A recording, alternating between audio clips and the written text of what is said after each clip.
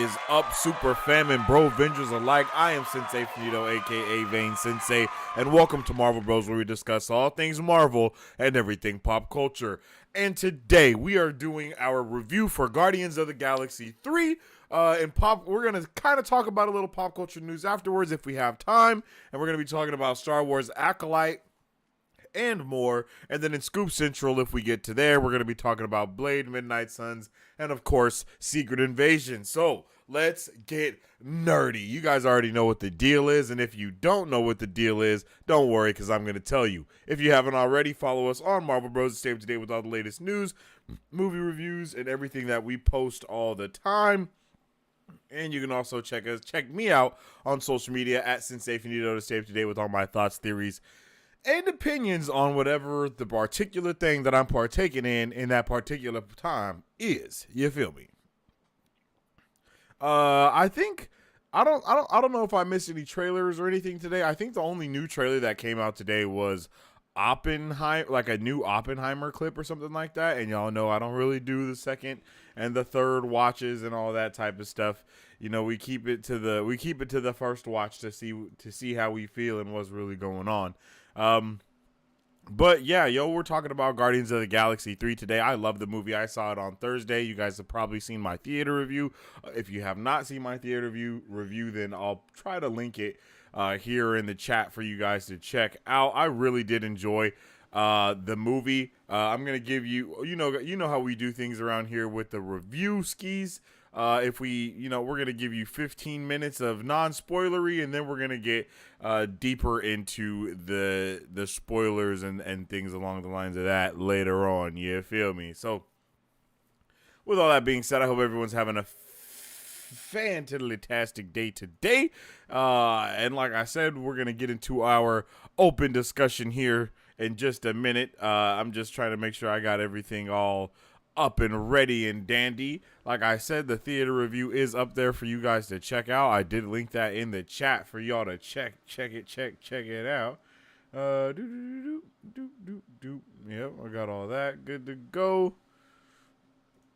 Let's bring this to that, and yeah. All right. So yeah, man, it has been it has been a good day today. You guys already know I've had my meeting. I've done all my things that I need to do along the lines of that. Now it's time for the show. I'm telling you, I'm trying to get back into the show the right way and doing everything the way we need to. So I don't know if that means like doing one live or two lives a week, and then splitting it up and doing like also recording content. That's kind of what I'm thinking now, doing like a Marvelous Monday stream, a Super Fam Friday stream, and then kind of putting out, trailers and other recorded content throughout the week as well. But I'm not entirely sure yet. But that kind of feels like the vibe so far. Just because I also have, Vane Esports and all the stuff over there that I'm doing. So I don't know, I'm kind of trying to see. And then, of course, whatever watch parties we have to do those and tackle that as well. I'm just trying to, we're still filling it out and seeing what's the best way to handle things now that we're back. So we are going to be doing our review and open discussion for Guardians of the Galaxy 3. Really, we'll probably just do our review. I see it's kind of slower today, so we'll probably just do our review, our 15-minute review, and then later on we'll probably do a full discussion when we have some more of the fam, some more of the peeps up in here to really talk about it. And if you guys show up like you do sometimes, then then we'll talk about it then. But overall, I think, like, starting from the jump, going into the movie, I won't say that I had high expectations, but I had some genuinely high expectation. Okay, let me start this the right way. So, going into Guardians of the Galaxy 3, I won't say that I had high expectations necessarily, but I will say that I definitely went in with a certain level of hype that I wanted to feel fulfilled. It, that I wanted to get fulfilled from this movie, basically. I wanted a certain level of action. I wanted a certain level of dialogue, some character development, just from the things that we have heard surrounding this movie. Overall, I do think that a lot of those things were not only capitalized on, but I think James Gunn accomplished what he set out to do. Um, lately, I've been trying to look at things more from the director's point of view, and also, try to look at things a little bit more with open eyes, and a little bit more understanding of what's actually happening, or what will be happening within the story, because I know that as a comic book nerd, it's very easy to be overwhelmed by what they didn't do right versus what they were actually trying to do in the first place. So for me, I do think that this movie accomplished what it was trying to accomplish. I think the movie also does a really good job of basically capitalizing on the things that have happened in the past movies and in the history of the MCU. I think it does a really good job of taking MCU things that have went on within those characters' lives, as well as the things that we already know that have went on within those characters' lives, and blends them together in a very in a fairly seamless way, I'll say. They make it very known early on. As early as they can, you know what I mean? They make it known that, hey, things are different because of X, Y, and Z. And in this case, X, Y, and Z is the Guardians of the Galaxy movies, and the Infinity War and Endgame movie. Like, those movies obviously had a big impact on the story that we're getting here. I guess you can put a little bit of Thor: Love and Thunder in there, but not necessarily. But we do see the Guardians with him, I should say, at the end, at the beginning of Thor: Love and Thunder, and the team that we are given. Jesus, excuse me. The team that we are initially shown, I should say, within Guardians of the Galaxy 3 is a team that is fractured, a team that should be fractured from the things that they've been through, which is, like we were just talking about, the things from Infinity War, from Endgame, from the other movies that we have seen with the Guardians in it. We see that every single thing that they have went through actually does have a effect on who they are as people and the way that they deal with each other, and overall it's just made their family a lot closer, which establishes very early on the stakes that the stakes of the movie are for their family. It's not necessarily for the greater Marvel Cinematic Universe. It's not necessarily a huge thing with anything like that, and for me, that wasn't a bad thing. They established it early on that, hey, the stakes that we're going for are the stakes of this family that we have been watching for X, Y, and Z. The stakes are not for like I was saying, it's not for the multiverse saga. It's not to write off the ending of the Infinity Saga. No, it's about the Guardians of the Galaxy, and that's what I kind of went into this movie expecting, and that's why I was very pleased with what we got from it.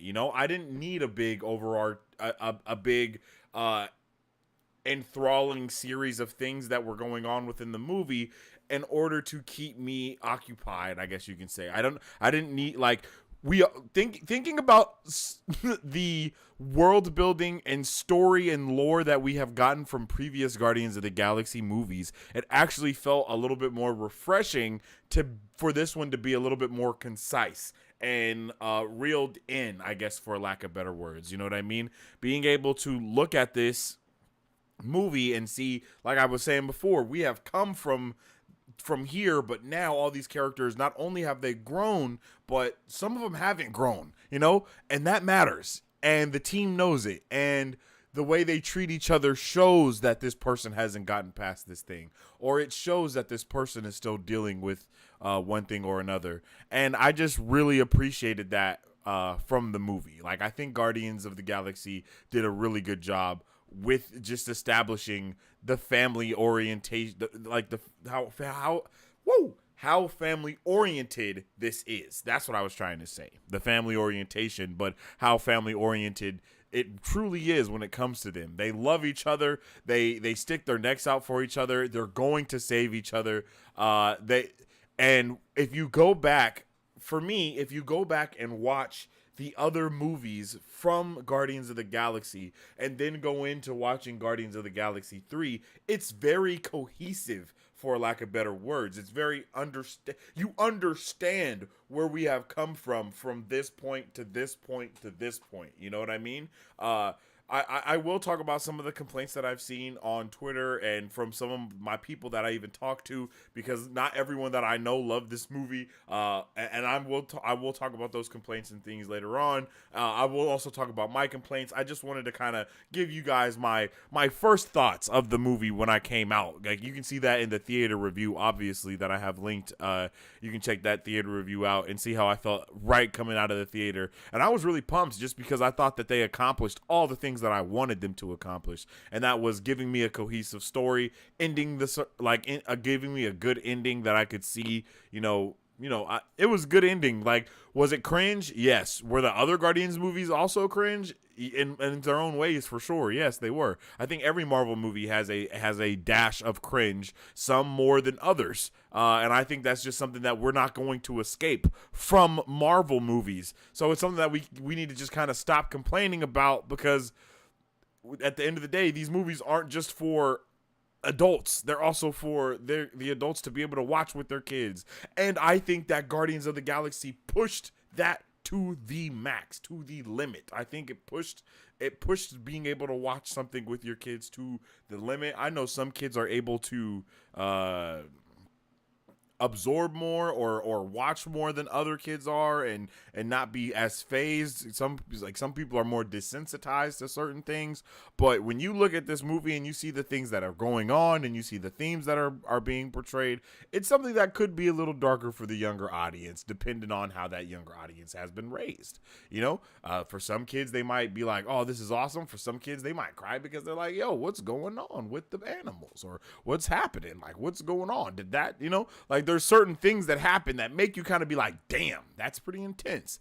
Only if you really, can look into this other side of what James Gunn was kind of trying to portray. And yeah, man, those are kind of my first initial thoughts on it. I thought going to characters real quick let's talk about some characters, my initial thoughts for them. Let me know your guys' initial thoughts when you were watching Guardians of the Galaxy. We're not just in the spoiler section yet. We're just kind of still talking about it. So if you've seen the movie, what are some of the highlights, as non-spoilery as possible? What were some of the characters that you liked the most? You know what? Let me go off of my checklist real quick. So first thing on that checklist is the story. I think the story was honestly really good. I went into this, like I said, expecting a certain level of emotion, feeling, and I think all of those things were really capitalized on. I think that the story that we get about, like, I think it's pretty much portrayed within the trailers, but the story that we get for Rocket Raccoon is amazing. And most of the time, I'm not a big fan of backstories, right? Usually I'm not the biggest fan of backstories. I'm not the biggest fan of cutscenes into backstories or anything like that. But I will say that I think it was used or utilized in a decent way with this movie. It wasn't overly obnoxious when something was going on, you know what I mean? Like, it wasn't overly obnoxious, understanding what, getting a little bit more filled in for Rocket. I think Rocket did a great job within this movie. I think being able to see where he came from and getting all that, I think it was really dope. Star-Lord. I loved Star-Lord. just because we really got to see how deep the relationship is, like I was saying earlier, for them as a family. They were not playing around. They weren't playing around about they fam. And that's what I just loved. None of them took it lightly. It was from the beginning, it is very serious what's happening. And I just, yeah.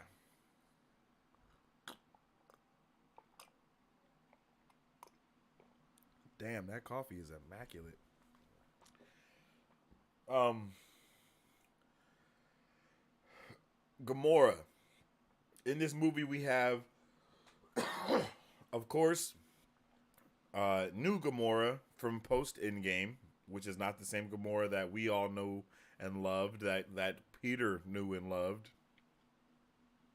I love that. I think they did a fantastic job with Gamora and her being a completely new type of person, having none of the ties, that she had before, none of the feelings that she had before. A completely new character. She's a completely new character. Really did a good job of establishing that and establishing who she is, and giving us even her motives in the movie. Letting us see where she's come from and how she is now. I think Gamora was one of the not better, but I think she was one of the more fallback characters a little bit. But at the same time, one thing that I loved about this movie is even the characters that were not obviously the forefront, they still had a lot of depth and person and things along the lines of that for their character, right? Same with let's just continue with Gamora. I just loved the whole plot line that they gave with her. I'm still trying to keep it as non-spoilery as possible. I loved the new look that she had. All of that just worked for me. But obviously, we're in the third movie now. It's not like we're starting over with anything. Like, once we get into the third movies, it's really important to be able to look at the trajectory of different characters and where they came from and who they are now. But when it comes to the Guardians, their entire team was affected very heavily by Thanos and what he was doing, as it should, and so it's so good to see the team not just be like, oh yeah, we're back to being our normal selves, And in the holiday special, Peter Quill is down in his dumps, my guy. He is not feeling it. He's not happy. He's not, none of those things. And it's because of Drax and it's because of Mantis and what they do for him that allows him to kind of get a little bit happier or feel a little bit better about what's going on. And it was because it was also Christmas time, and now we're past that moment now, He's right back to being himself and feeling sad once again as he should. And I think that they really did a good job of showing us this. They really did a good job of showing us how these characters are actually fending for themselves after the tragedy that they have gone through. And one of my favorite characters in this movie, I'm not gonna lie, is Groot. I think Groot is like, I don't know why, but just watching Groot in the movie and seeing how he reacts, seeing the things he does, it gave me a different kind of understanding for who they all are in a really weird way. This Groot has grown up with the Guardians. Like this is not the Groot that we met in Guardians of the Galaxy 1, right? This is the Groot that we have been growing with. We know his backstory. We know where this Groot started. We know what happens. Like, we know everything about him. And watching Groot in the movie, you can see the way the dynamic works. He expects these things to happen next. He knows what's going to happen. He knows what he's going to do. He knows what other people are. He has like an idea of what people may say or what the actions may be and what's going to lead to the next thing. He's ready for it. And I really loved that with this Groot. I mean, he grew up with Thor for a while. You know what I'm saying? Like, he was rocking with Thor and getting buff and working out with him. I don't doubt. Like, you can see the imprint of every person that he's been with in this show. In the movie. I mean, like, you can see all of it, and I love it. I think it was great. I think it was great. I think Groot is really one of my favorite characters in this movie. Just because I literally was paying a lot of attention to everyone in the movie, and you could always see every time you look at Groot, he's paying a lot of attention, and he's being very. He's just he cares, It's really weird, but you can see how much he cares about every person, and he's gonna do what he's supposed to do. He's gonna handle business, and I just love that. I love it. I thought it was great. Nebula was actually probably my favorite character next to Rocket in this movie. She really shined, I will say. Nebula did her thing in this movie. I think that, I think when it comes to like people being dumb, like in the MCU, I think it works because they're really not dumb in a lot of ways. Like, they're dumb, but they're not dumb. They just don't know, Like, I don't think someone is dumb for the lack of knowledge that they have, Like, that's just something that I don't see. So I like when Nebula and Drax, like, they don't understand these certain things because it's part of their character, it's part of who they are. Yes, it may be for the sake of this or for that, but at the end of the day, it benefits who their character is in more ways than one. You actually get to see who these characters are, what they actually do, and why they even make these crazy decisions. It took Drax being around this family that he has now and rocking with them. Mantis as well. I think it took all of them getting to know how to deal with each other and getting to know how each other work and what these different things mean, and it's made them closer because they know because Drax will take things so literally all the time. It's made them kind of have to help him out a little bit more or help Nebula out a little bit more or whatever, because there's all these chances of a break within the communication between them, so they have to work even harder to stay together.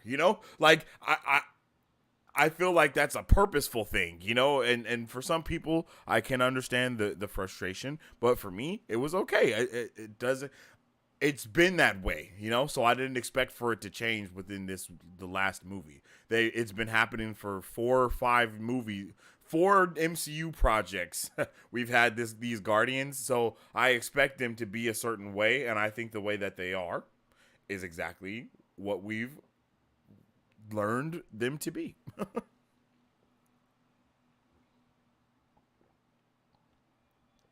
There's multiple dope ass scenes with Nebula in this movie. Appreciated all of them. Nebula is great. She just does great within the movie. She's a pinnacle character, as is everyone. And yeah, I think being able to see Nebula's character development from the first movie to where we are now, her even having to kill herself, in game to save everything of what's going on because her past self was set tripping and doing the most.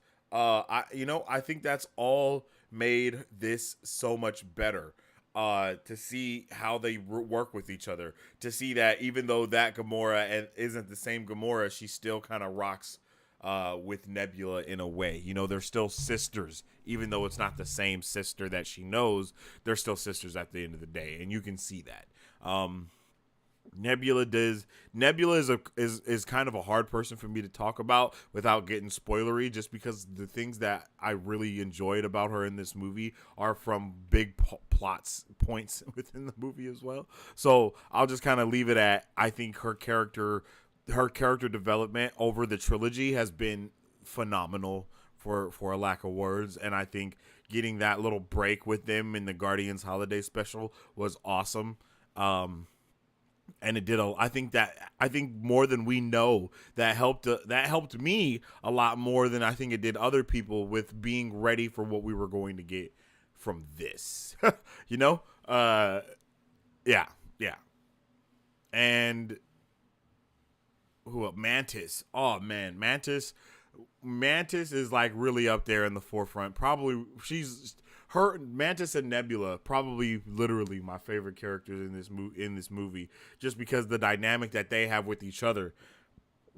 It's great. It reminds me of the dynamic of Gamora and Nebula in a way, but it's just they have their own special relationship. They're sisters in their own right, you know, and you can see it very apparent within the arguments and the discussions that they have. And the arguments aren't just quarrels to see them be family. It's genuine things that each character would really think about, because if you know where their background is, you know what they you know the different things that would concern them. So I think I think that it was handled. I think Mantis was handled in a great way. I love that we got to see a little bit more of Mantis as well. See some other, uh, so see her in a different light, I guess you can say, other than the one that they've kind of been portraying her in. I guess it's not necessarily a different light. They've just kind of shined that light brighter, you know. And I think that's a big W for her. I think they did a big. They did that as well with the Christmas special, and I think they capitalized that even more within this movie. And I loved both of them. I remember after watching the holiday special, I was like, I hope we get more Mantis in Guardians as well. And we did get more Mantis. And the Mantis that we meet in the Guardians is she's kind, she's caring, she's loving, and she's there for her team, she's there for her family. Because they are one and the same to her, and I just really appreciated that. Adam Warlock. Wait, yeah, Adam Warlock. Sean Gunn's character, bro, that has the arrow now with the whistle. Appreciated him, you know. I think he was a. I think I think him and Cosmo. The Cosmo. I think Cosmo is the dog's name. They have a on running relationship within the movie. Not relationship like relationship, yo. Just realize how I said that. But you know, they have a relationship in the movie, and I liked it for what it was. You know, I think that was more for. This movie was definitely targeted towards animal lovers and people with pets and things along the lines of that. So I appreciated the other hints that they put in there. You know, I really did like Cosmo. I like I think it's Cosmo. I think it's Cosmo. I might be wrong with that. My brain keeps telling me that I'm wrong with that, but I don't think I am. But yeah, Cosmo, you know. So Adam Warlock, also awesome. Moving on to Adam Warlock, yeah, because like I said, they were dope.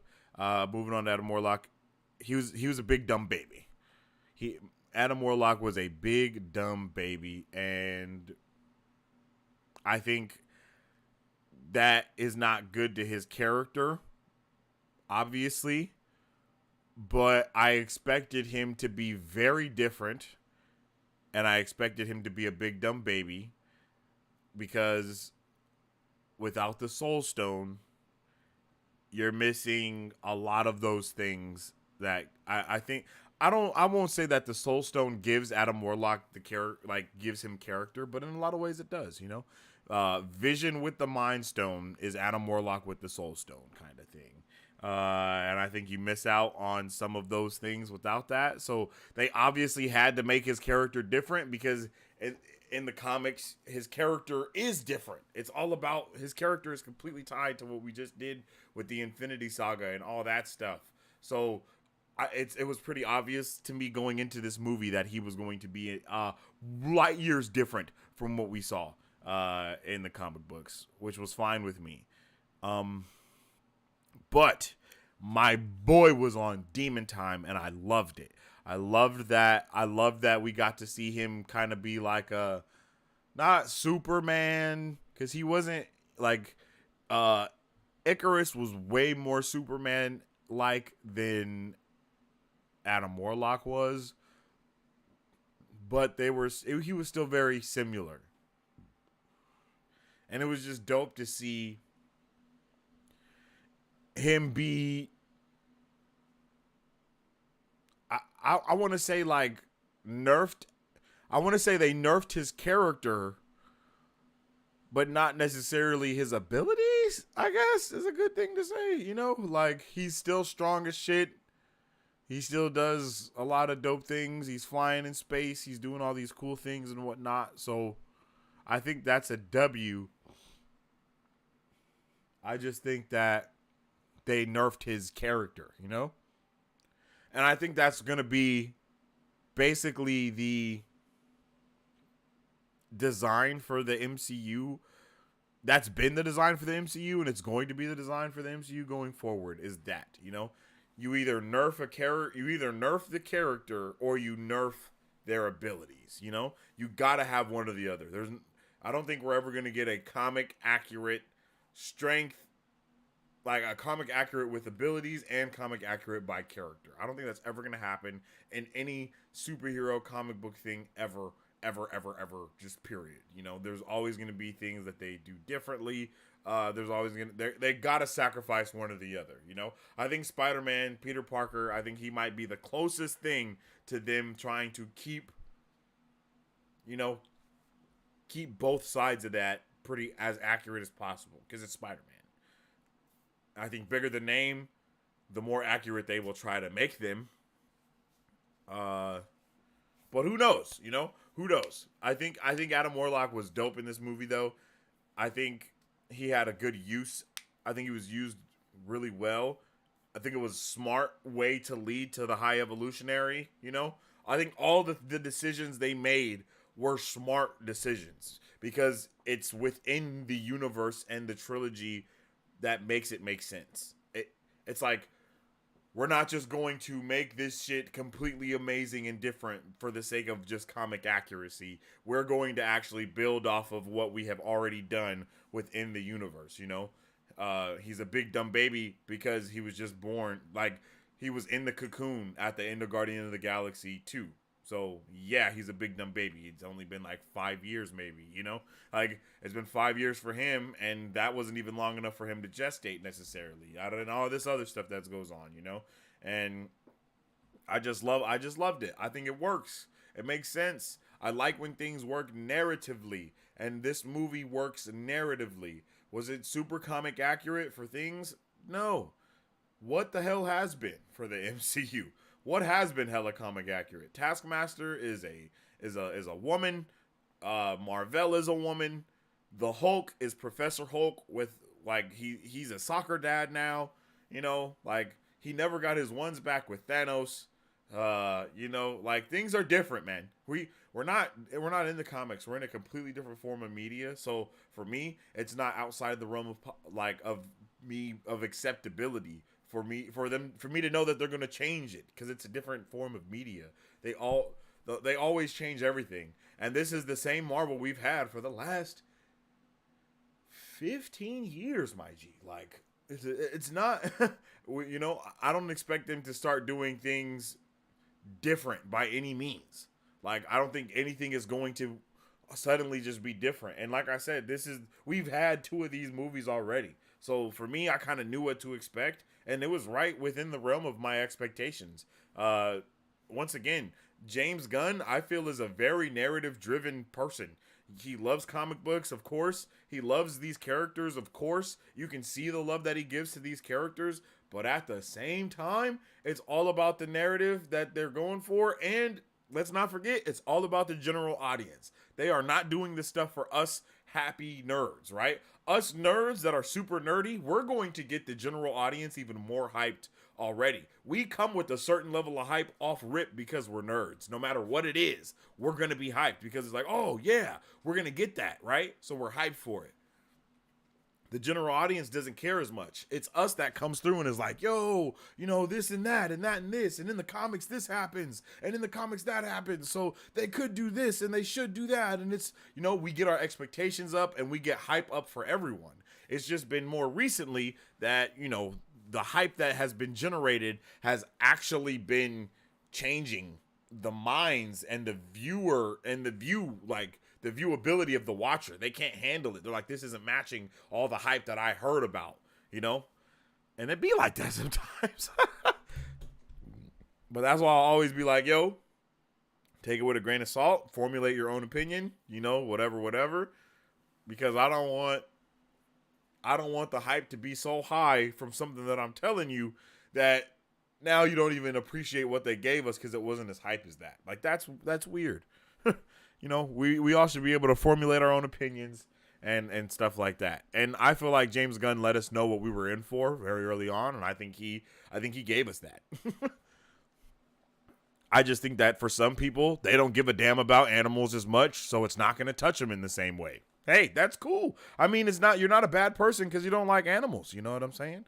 Like if you can just watch the stuff and it don't bother you and you're like, this is freaking ridiculous, that's fine. But for some people, they could just see a cat get their paw stepped on and they're like, oh my God, my world is, oh my goodness.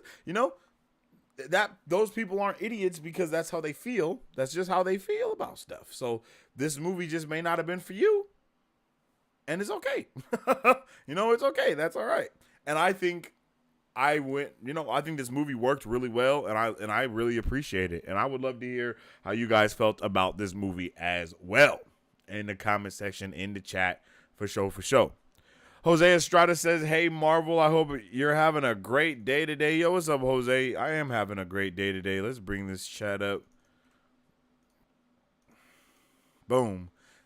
I am having a great day today. It's been a good day. I got some things done for show. It's been a vibe, man. I hope you're having a good day as well, Jose. Happy Monday. It's a marvelous Monday indeed. Francis, what's up, my G? 100% worked narratively. Oh yeah, it definitely did. I think they did a really good job with it, man. I think they did everything they were trying to do, and I think Adam Warlock, everything that went on, almost everything, was narratively good. There was just one big thing that I wasn't the biggest fan of, but we'll save that for a spoiler discussion on another day. But yeah, man. It's time for the open discussion, baby. How did everybody feel about Guardians of the Galaxy? I definitely want to know. Well, I mean, this is our open discussion about Guardians of the Galaxy. If you're in here, I want to know how you feel about it. Or if you're watching on the replay, let me know in the comment section down below how you felt about it. We can definitely get a comment. We can definitely get a chat going in the comments.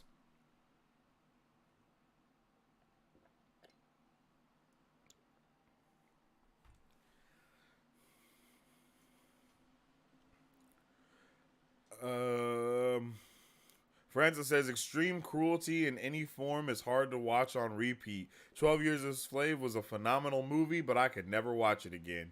I think the movie did a really good job of showing us.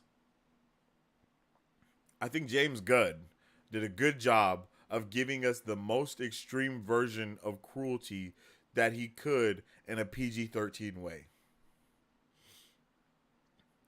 I think it works. And I saw something that James Gunn had said. I don't know if I can find it. Let me see. I think I screenshotted it on my phone.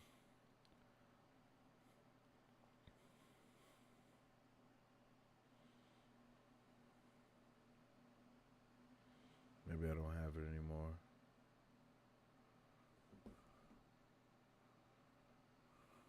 I think I might have retweeted it, maybe.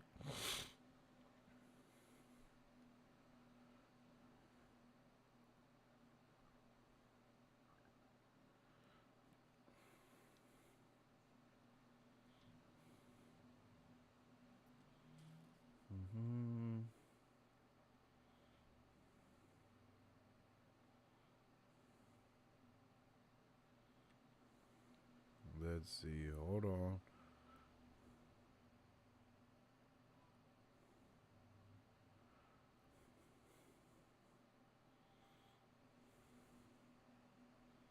Oh, man, I don't know. Okay, here we go. This is what James Gunn said. Today is the day. Guardians of the Galaxy Volume 3 opens in theaters. At the end of the day, this is a movie about joy and compassion and learning to see beyond the rim of our own worlds and having empathy for all living creatures. Rocket's journey is my own, and I'm so happy to have had him help. I'm so happy to have had him help me to learn to be a better person over the past 11 years, as all of you have. Enjoy the movie. We came into this saying you're welcome, but now we'll leave saying thank you.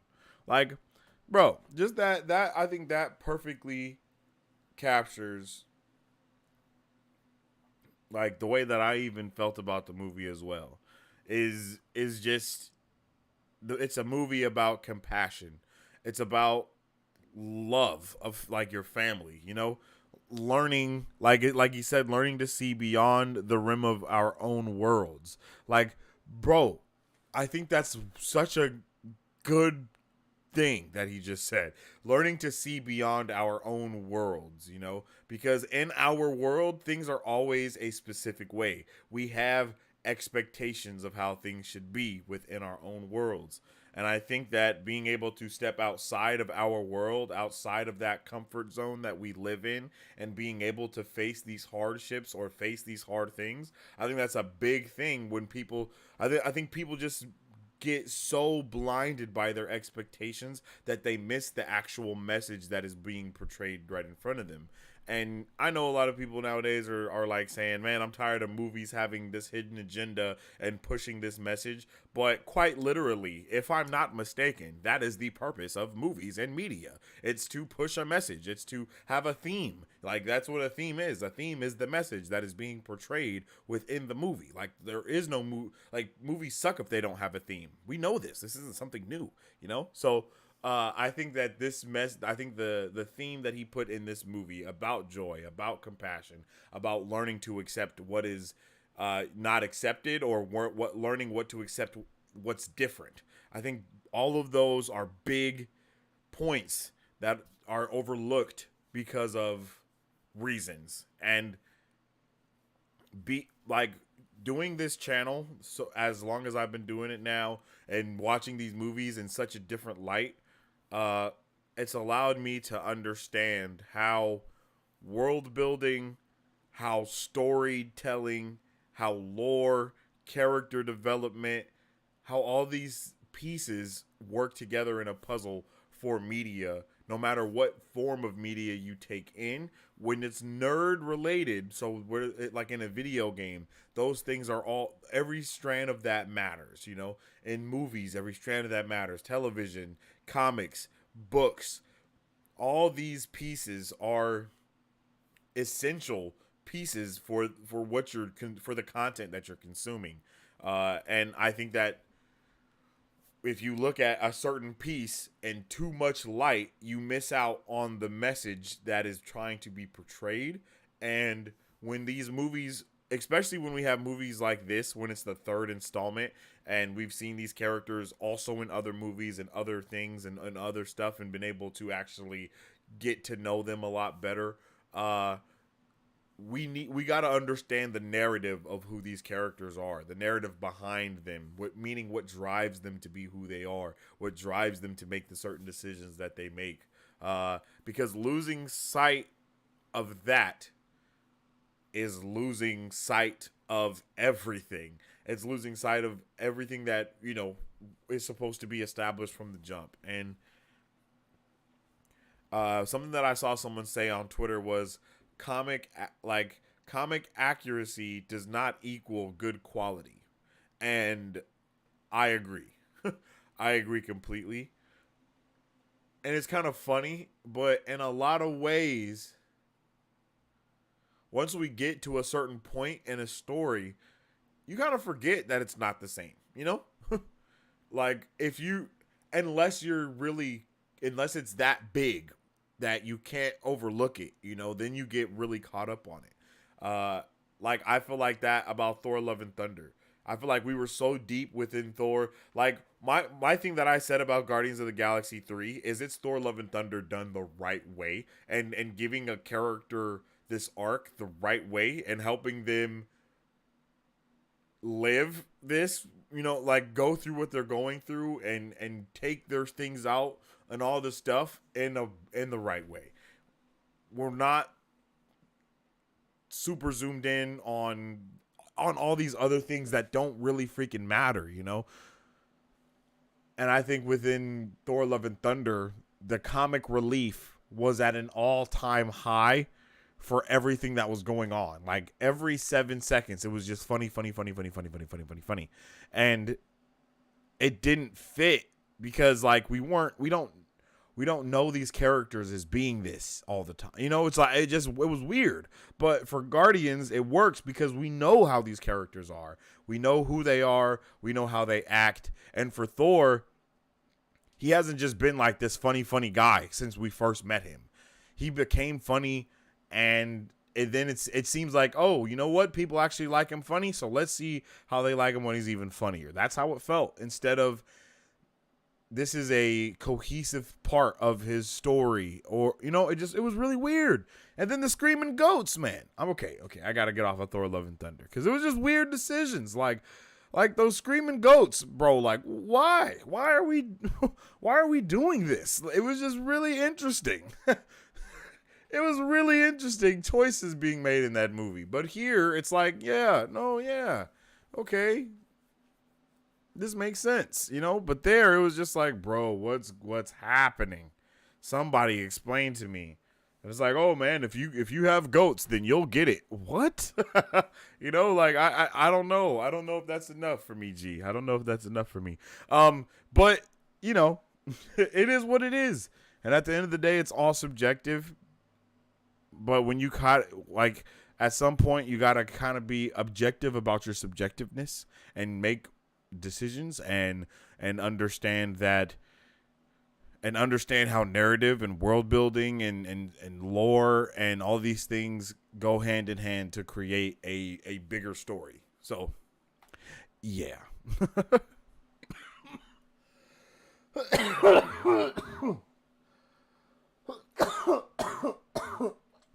Jesus. That was intense. But yeah, this was a dope movie for me. I appreciated it. I laughed. I was shocked. I don't know if I cried. I think I got a little teary-eyed at one point. I think if they actually stuck the landing on some of the sadness that they put forth, you know, they could have got a tear or two for me, but you know, they didn't. So it is what it is with that. But overall, you know, I'll probably, on the Marvel Bros scale, out of 10, I'll probably give this movie a solid, I'll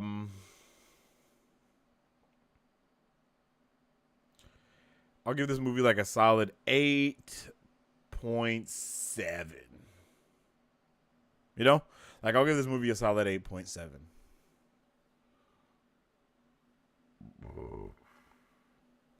So, yeah, I appreciated it. It was a beautiful movie. I definitely wish that we capitalized on some more of the, I guess, like space Star Wars vibes that we kind of got from the first one. I was really hoping to get more of those in this one. We didn't. But in a way, you know, we kind of did, you know. And I just like it. I like it. This movie actually got me excited for the Marvels. I know that's weird, and I know these movies probably have nothing to do with each other, but it did. I like space, man. I like space, and I want to see more of it. And I want to see more of it in Marvel. I want to see more of Marvel space. We kind of got Earth on lock with Phase 4. You know, we know what was going on. We know about the GRC. We know about all these things that's going on. We know about the Repopulation Act. We know how the world's reacting to the snap. I think that would have been. I think that would have been something really cool to see from this movie. Is like how the High Evolutionary reacted from the snap happening. And like if some of his specimens were snapped or something, you know, like seeing how some of those things were handled. I mean, it makes sense as to why we didn't, because then it would have made the movie all about that, you know, and then raised a whole bunch of other questions. But something that my boy Mike Beasley says very often is all it takes is a line. You know, all it takes is a quick line, and it might be one, and I just didn't hear it. But all it takes is a quick line of, "Oh, this happened and that happened," and it's like, "All right, bet, bet that up and dunk it." All I needed to know.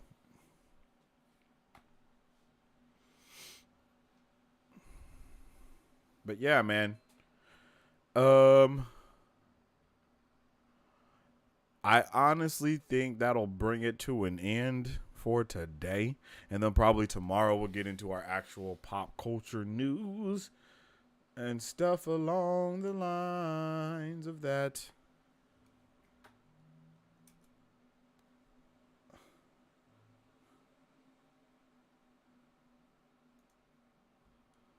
Um, so yeah, yo, I would love to hear how everyone felt about Guardians of the Galaxy Volume 3. I actually, like I said, I loved it. I give it a solid 8.7. Let me know what your rating is in the comment section, in the chat. What would you rate this movie out of 10 on the Marvel Bros scale, y'all? I'll give it a solid 8.7. The music was incredible that they used. Sound design was awesome. I loved seeing the fights that they had. Great action sequences, actually. Really great action sequences. Um, I would give it higher than an 8.7, but there was some decisions in there that I just wasn't really big fans of. And this, like, there wasn't a lot of creative decisions that bothered me with this movie, but the ones that did bother me bothered me quite a bit. So I'll definitely give this one an 8.7, maybe a 9. But yeah, this was definitely like an 8.5, 8.7 for me. I did appreciate it. I loved all the things that they did. I love the majority of the things that they did, but just those issues that I did have, it's not possible for me to really look over them because I really think some of the things should have went in a different direction. But overall, awesome. Post credit scenes were kind of pointless. But I like the movie. Stay for them. Stay for everything. Go watch it. Give it your own opinion. All that good jazz. And with all that being said, I appreciate each and every one of you for tuning in. If you haven't already, make sure you follow us on social media at Marvel Bros. Stay up to date with all the latest news, movie reviews, and content that we post every single day. And you can also follow me on social media at Sensei Finito to stay up to date with all my thoughts, theories, and opinions on whatever particular thing I am particularly partaking in within that particular time. Let me know how you guys felt about the movie. Give me your thoughts. I want to hear how you guys felt. What did you like? What didn't you like?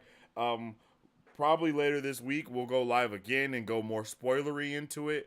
I want to talk about it with more of you guys, so we'll definitely definitely tap in with that. So yeah, I agree with your rating. I think we were told it was going to be a 10, but it wasn't. Um, I when it comes to stuff like that, I think that's just what everybody has to say. Like, most people are going to say, hey, yeah, this is the best, or I've never seen anything like this. Like, the directors are going to say that. They're not going to be like, oh, I think I could have did a lot better. You know what I mean? Like, that's very rare when you hear a director say anything like that. Or, I think I could have did a lot better. Or, yeah, this isn't a great movie. Like, you're not going to hear that leading up to the movie. It's going to be after the fact, after a while. But everybody says, like, this is going to be the greatest comic book movie, or this is going to change lives, or this is going to be the best thing ever. And for their own right, it could be that to them because it's subjective. So if someone says this is the best comic book movie ever, it's the best comic book movie to them, and there's nothing wrong with that. This movie definitely wasn't a 10. uh I think it had the potential to be a 10. Like, like I think it's gonna be. I think had a lot of potential to be a 10, but I just don't think we're gonna get a 10 from any of the stuff that we're getting yet. I don't think we're in 10 territory just yet. And even though there has been some things that are definitely 10 territory, like I'm not gonna lie, I would give like Spider-Man No Way Home a 10 without a doubt. I think that's 10 territory for sure. I think a lot of other things had potentials to be 10, but Marvel being Marvel, they've just kind of changed shit, and they make weird decisions last minute, and they change shit last minute, and I think sometimes it just doesn't work. In the same way, we are already told the Marvels will suck, but I think it's going to be a sleeper. I think the Marvels is going to be pretty dope. I'm not gonna lie. I'm actually kind of looking forward to the Marvels just because I like Captain Marvel, I like Monica Rambeau, I like Miss Marvel, and I'm really interested in seeing how their dynamic works together. And I like that trailer that we saw. It gave me just enough to be like, hell yeah, let me know what's gonna happen next.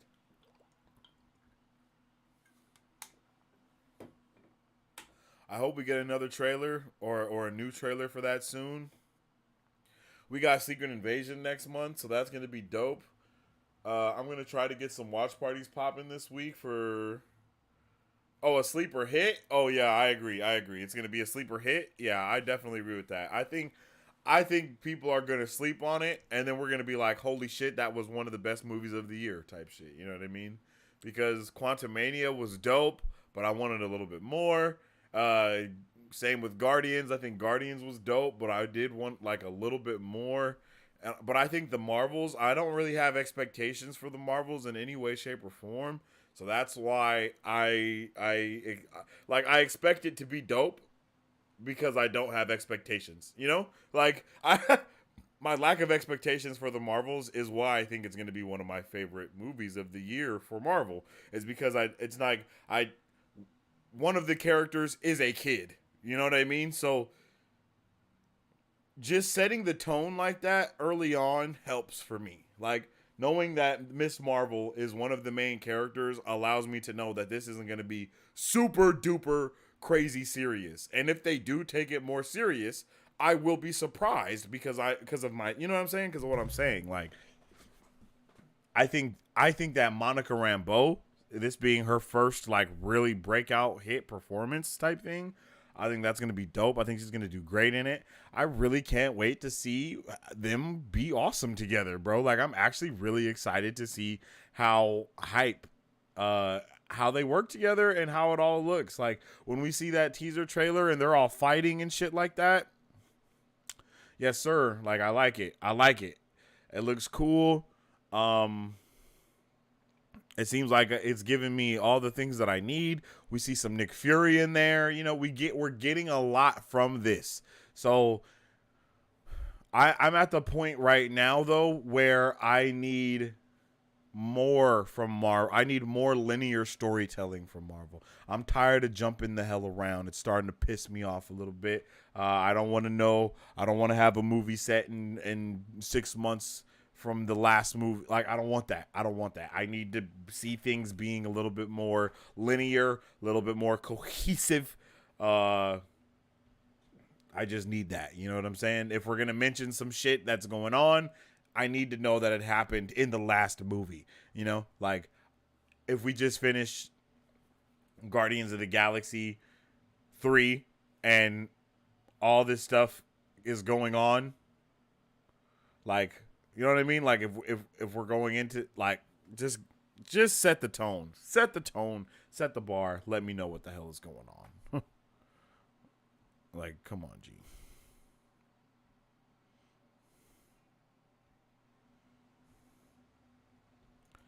Exactly. I had expectations for Guardians of the Galaxy 3 and it didn't meet the hype. The Marvels is offering some fresh character interactions. Yes, exactly. And I like I listened to all I listened okay, I don't listen to all the scoops. I only if my scoops aren't if the scoops that I hear are not in some way, shape, or form confirmed by my guy, Mike Beasy, then I'm usually just gonna say it's a rumor or it's floating out there.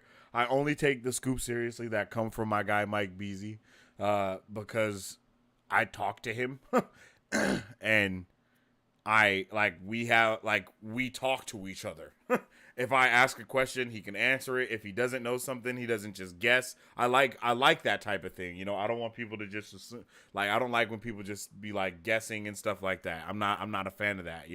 I'm more for the let me know what's happening. Like give me the information that you know. If you don't know, let me know you don't know. And I like to talk to people as well because I like to ask questions and get deep. Whoa, pause and find out.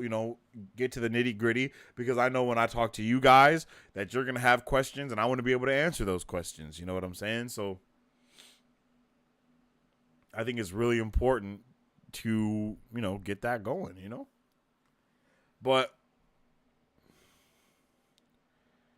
when Guardians of the Galaxy 3, I didn't see like a lot of shit out there. Like the shit that I saw out there was like Adam Warlock is going to be a big dumb baby. I saw people saying, rumoring things to happen in the movie. And whenever people rumor things to happen in a movie, I definitely am taking that with a grain of salt because I'm like, oh, that means you really don't know what's going to happen.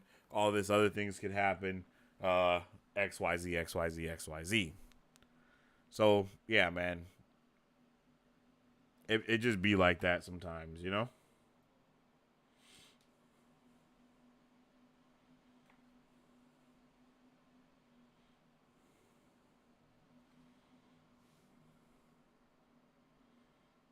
Sorry for the typos tonight, bro. It's all good, Francis. No worries, brother. It be like that sometimes, bro.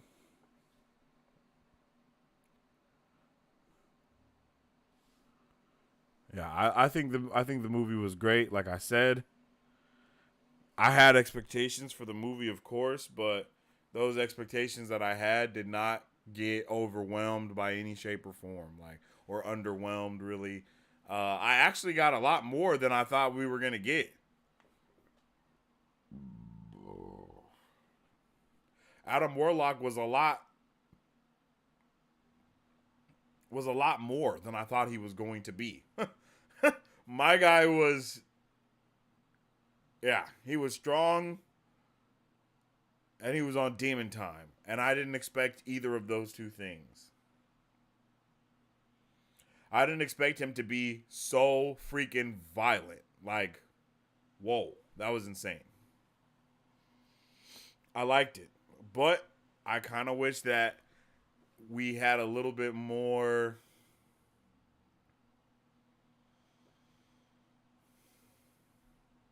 violence at the same time. Like, I wish the violence was violent and not fixable. What did you think of Gamora? I really liked Gamora. I'm not gonna lie. I liked Gamora.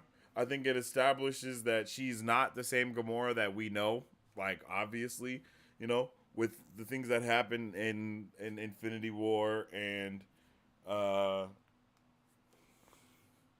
Endgame, we were basically introduced to a brand new character, and I think I really appreciated that from her character, and I think that this new Gamora is dope as well. I think she did a really, I think they did a really good job of showing us just how different she really is.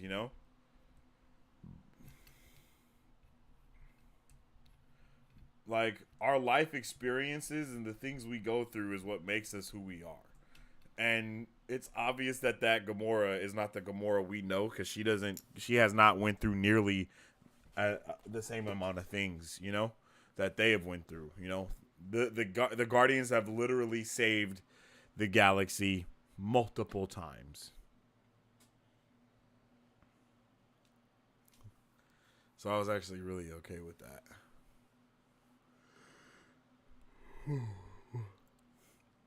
And I think that her relationship with Nebula was great, and I think that her relationship with I think the way that Gamora's relationship was with the Guardians in general was awesome.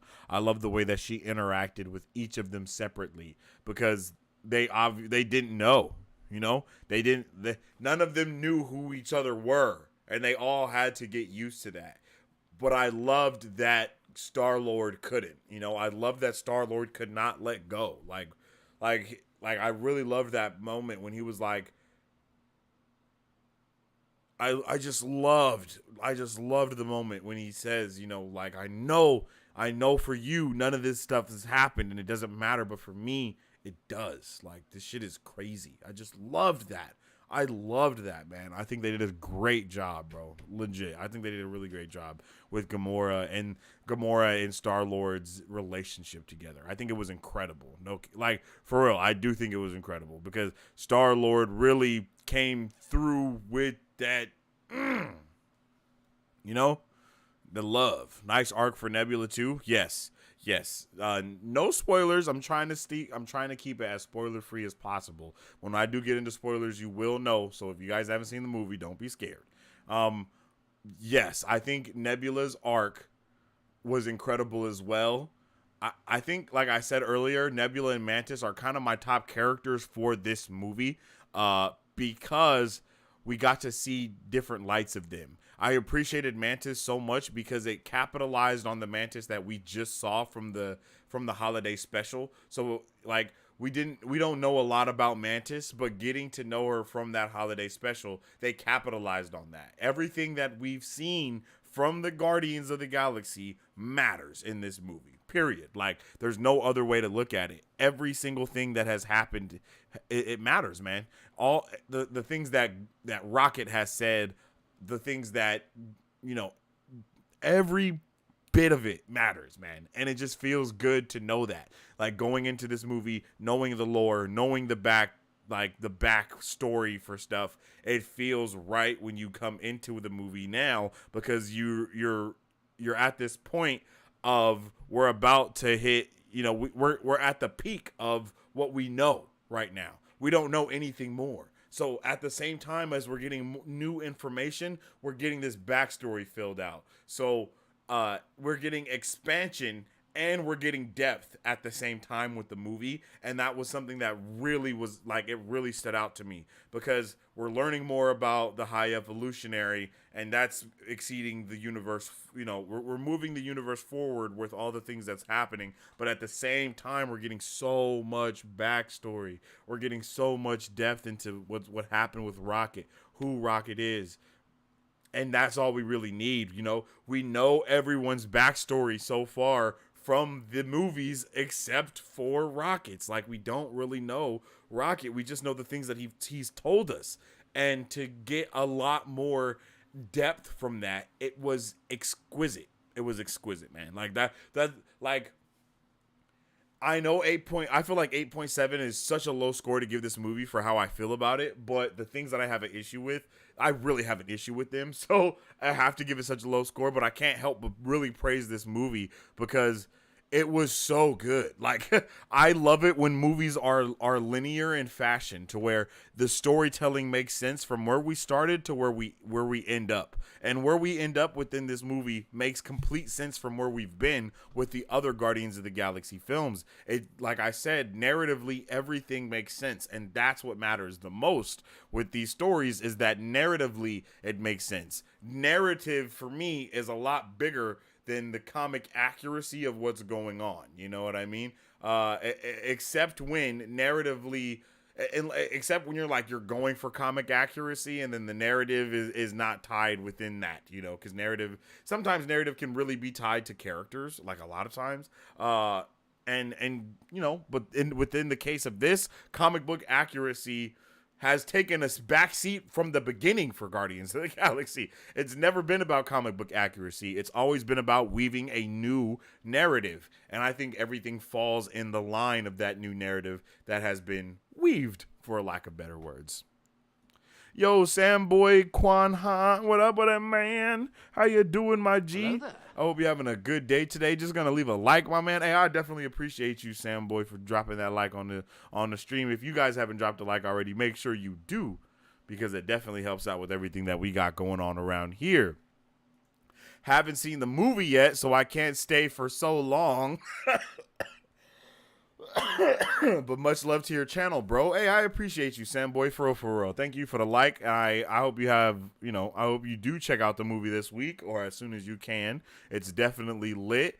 If you want to check out my theater review for the movie, non-spoilery first reactions. You can check it out. I just pinned it in the chat. So that is the Guardians of the Galaxy Volume 3 theater review that I did the day I watched the movie. Like I said, no spoilers in there, no spoilers in here. I'll let you know when there's spoilers, when we do get into a spoiler section, though, bro, because we have not got into, like, really any spoilers whatsoever yet.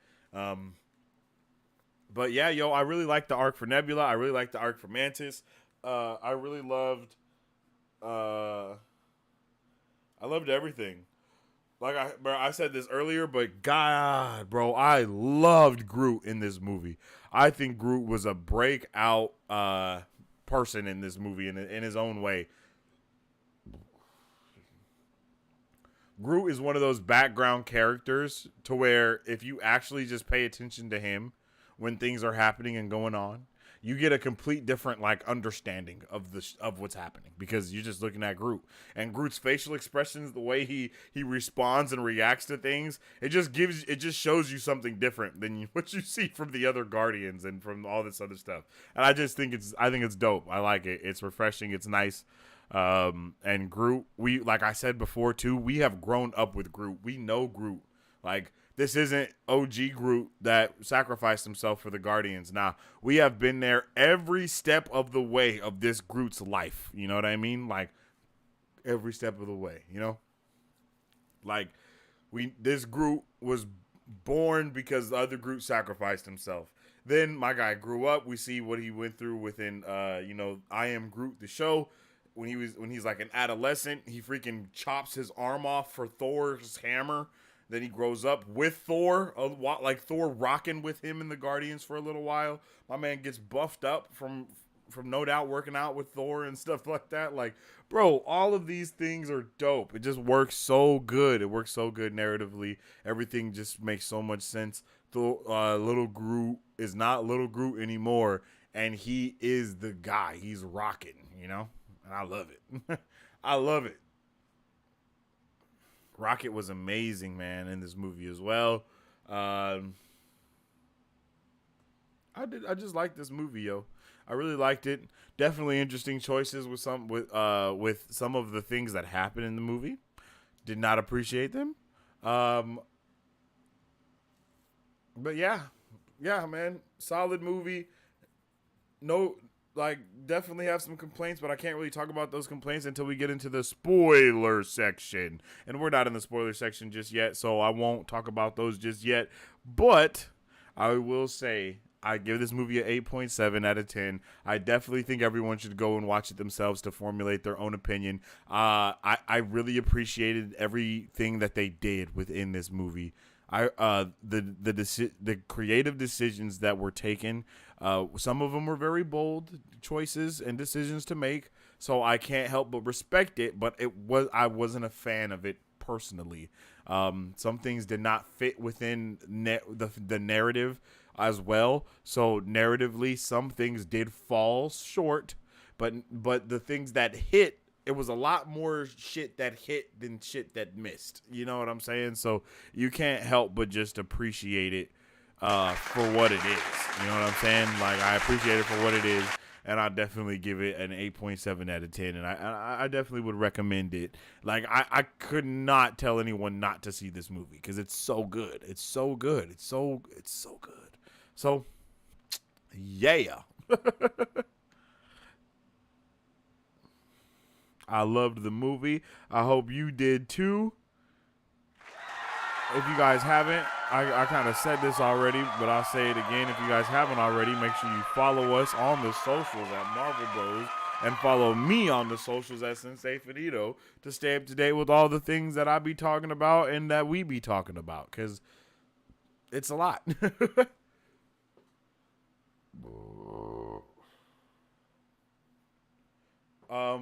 Tickets went on sale today for Spider-Man Across the Spider-Verse. Let me know if you got yours, because I'm pretty pumped to see that movie. I think it's gonna be great.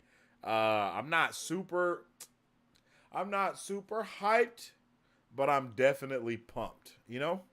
I don't think I've been super hyped for any of the movies that we've got this year. Really, not necessarily that I can think of, except for like Quantum Mania. I was really hyped for Quantum Mania. I thought Quantum Mania was solid. Uh, yeah, yeah.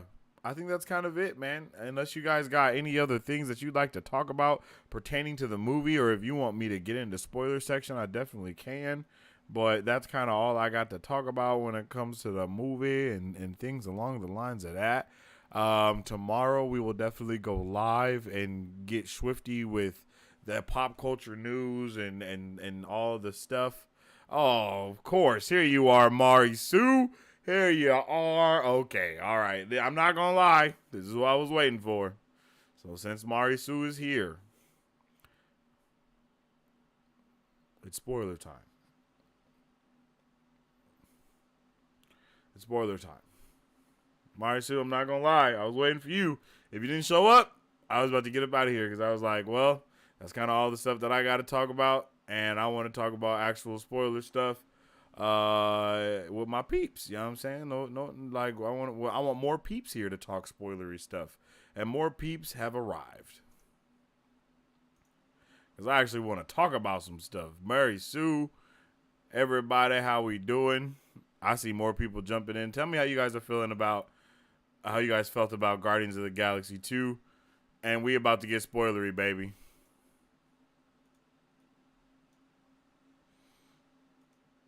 Where is this damn?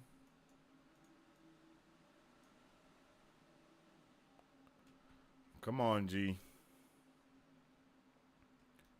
I don't know where.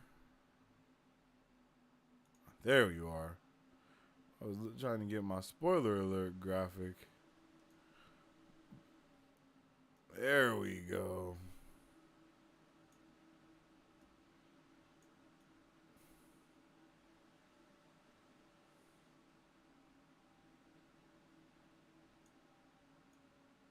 Oh, shit. So yeah, you guys, it's spoiler time. So if you guys have not seen Guardians of the Galaxy Volume 3, you better get up out of here as fast as possible because we getting spoilery in this G thing. We getting spoilery in this G thing for sure. We talking about moments from the movie. We're talking about how we was feeling when shit happened. We're talking about how mad we were when shit didn't happen. All of it. All of the things we're talking about. So jump in. If you guys have seen the movie, I want all your opinions. I want all your thoughts. I want to know what you did like, what you didn't like, the parts that were pissing you off, the parts that made you so happy that you cried multiple times. I want to know everything. Let me know everything. Let me know the experience of your theater. I want to know all the stuff, all the things, you guys. Let me know. Let me know. So let's jump into it. Let's see how you guys felt. Give me all your spoiler-filled questions as well. If you need any clarification on some things that you weren't too sure about, ask away. It's all good. Don't be shy. I hope everybody's having a marvelous Monday. It was fantastic. I was surprised. Yeah, definitely go watch it. It was a great send-off. Yo, Alan G, how you doing, Mike G? Alan 4G, excuse me. Okay. Hello there. I hope you're having a good one, Alan 4G, and I definitely agree. It definitely was a fantastic movie. It was a great send-off. I think all of the send-offs for each character were fantastic. I think they did a really good job of giving us a very cohesive story where we understand that these characters are not here anymore. You know, I guess that's the best thing to say. I appreciated that we were able to send off the like or give the Guardians a bookend without having to kill them. I was actually just very excited about that. You know, people did not have to die for the story to end. And I think that's what a lot of people were expecting, was that the end of the story means that it's the end of them. Like, yeah, they're gonna freaking die. But it's like, nah, man, that doesn't mean that. You can have one without the other for sure. I cried multiple times. I know you was a weeping willow in there. I know you was weeping willow in there for real. Like, I have no about it. You ain't even gotta tell me. Definitely my favorite Guardians. What? Wow, I'm not gonna lie. I'm actually kind of I can't say that at all. My favorite Guardians is definitely the first one. Guardians of the Galaxy Volume 1 is my favorite for sure. I think that movie clears. But I definitely think that this one it's like 132, you know? 132 is definitely my order. I was mad not one of Rocket's animal friends lived, and the otter's name was Lila. Like, you know, I like that name. Lila, right? Isn't it Lila? Yeah, Lila Otter. Is it? Yeah, Lila. Lila. She said, you know, I like that name. Definitely connected to that name. I understand that for sure. But I think that they did a really good job. I I'm not gonna lie, I may have laughed a little bit when they all were like I didn't laugh like it was funny. I was like, damn. I was like, damn. They took out all of the freak. I was like, yo. I was like, bruh, no. Not floor on the floor. This is insane. I was like, not floor now on the floor. Like Jesus. That was just so yeah, that was dark. That shit was dark. I'm not gonna lie. That movie was insane. The themes were very dark in the movie. Period. Like you can't get past that. The themes was very dark. Um, yeah, I love how Chris Pratt doubled down on his role. He really came off as an exceptional leader. His sincerity made Steve Rogers' "Nobody Gets Left Behind" seems cheesy and insincere. Yo, I really loved Chris Pratt's performance in this as well. He really is a great leader, like no cap. He is a really great leader. The things that he does, the decisions he makes, the things that he doesn't care about what the smart decision is. He's just doing it. You know what I mean? Like he doesn't care how it looks, how it sounds. He's doing it. He's just doing it, man. And that's what a great leader does.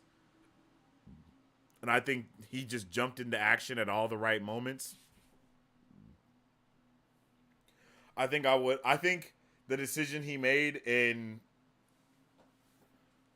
I really wish that we could have seen him be haunted a little bit more, but he was haunted by the decisions he made. You know what I mean? It was very obvious that he wasn't happy about the whole Thanos thing. He wasn't happy about a lot of the things that he's done. And I just loved seeing that Chris Pratt. I just love seeing Star-Lord be so ready to hop into action, even though he's still mourning Gamora, even though he's still sad, even though he's still heartbroken.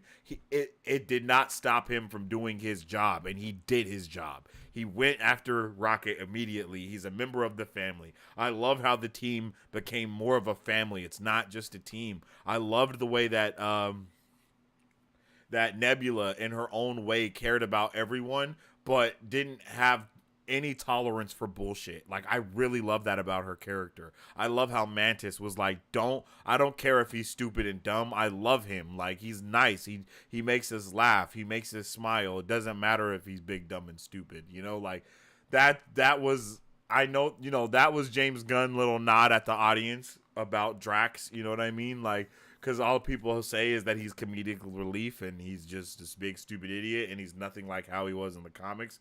In the comics, my guy had Thanos locator spells. You know what I'm saying? Like he had Thanos locator beacon. Like of course he can't be comic accurate. Of course he can't. But I mean, of course, there's other things that they could have been more comic accurate with.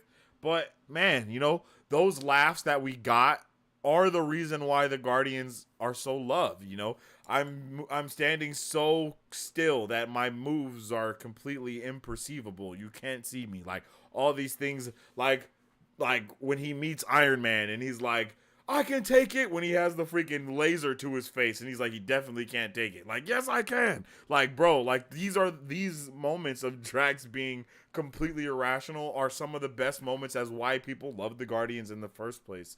Yeah, man. That's just that. And I think that, them capitalizing on each character, like each character growing but not changing, is so heartwarming, and it's amazing to see. I really like that, I really like that.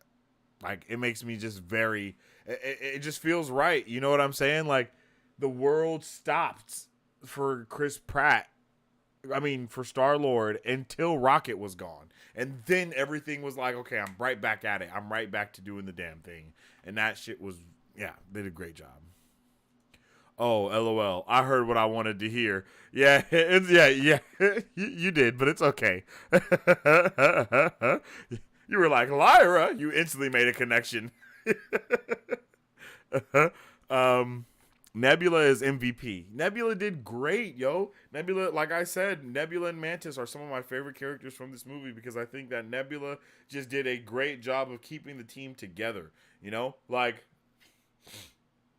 she was like a great co-captain, picking up all the places where Chris Pratt was leaving off, making all these crazy decisions, doing all this crazy stuff. I just really, really liked it, man. I really liked it. I think it made the story, everything just felt so real and cohesive for who they are as characters and what we've met and how we know them to be.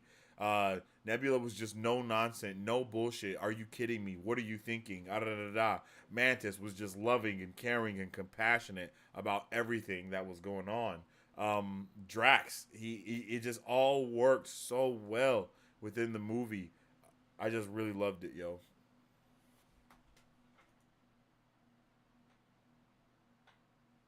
Chris Hemsworth displayed being haunted by a decision better in Endgame than Chris Pratt did about setting Thanos free. Yeah, I agree with that.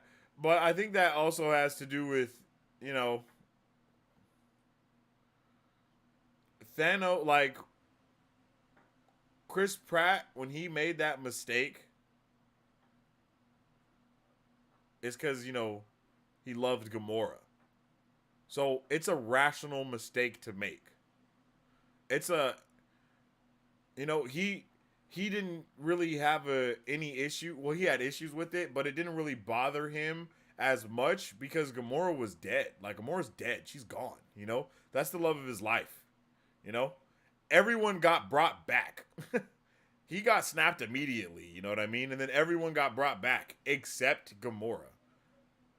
That haunts him way more. The fact that even though he messed up and everything got fixed, he still didn't get Gamora back. That's way more haunting for him as a character rather than, you know what I mean? Like, that is way more haunting for him as a character than just, oh my gosh, I set Thanos free, Because did he set Thanos free? Yeah, he did. He did set Thanos free. Do I think that Thanos would have been beaten if they just slipped the gauntlet off of him? I don't know about that. I don't know about that, G. I really don't know. Like, they still would have had to fight Thanos after they got the stones off of him. It's not like they didn't have the nanotech to use them. They didn't know how to use the stones and shit like that. It was just on like, you still got to fight Thanos even though he ain't got the gauntlet. I would have loved to see that. I would have loved to see them get the thing off of him and then him proceed to still beat the shit out of everybody and then just put the glove back on. Like, that would have been lit. Like, you think I need this to fight you? And then him just put it back on and then just, like, I mean, look at Thanos at the end of the movie, at the end of Endgame. That is a Thanos without all of the stones. My guy is still whooping everyone's ass by himself. He took on the big three solo and was still mixing them in a blender. He definitely was beating the shit out of the Guardians of the Galaxy, Iron Man and Spider-Man and Doctor Strange on the planet. I'm just saying. You know what I mean? I think and then with Thor, my guy just made a bad decision, I don't think he should have went for the head, personally. I would have chopped bruh's hand off. Like, that would have been my first thing to go for. It was just, when I threw that axe, it would have went straight for the hand, cut that thing off. It is a right-handed glove. He can't put it on his left hand. Once the hand is off, we good, G. We good. Like we're good. You know what I mean? We don't need to beat him. We just need him to not be able to snap. So I think Thor should be a little bit more haunted by that than Star Lord. Like, just saying, because the decision that was made was huge, and he was gone for 5 years after that too. So it's not not a lot you can do with that. When Rocket saved the babies after we found out that the High Evolutionary still needed Rocket's gift, hit me like an allegory. Sky, I would be lying if my eyes weren't watering up at those points. Now, I definitely got a little welty. You know what I'm saying? No tears dropped in the watching of this movie, but your boy definitely got a little welty here and there. A couple of times I was like, God damn. I was like, shit, man, what's happening right now? You know? I don't think Star-Lord gets haunted by much except losing Gamora. Exactly. He's been through way too much. Let's not forget, my guy was like a full-blown pirate going through the galaxy, not really giving a fuck about nothing, you know what I'm saying? Like, You know?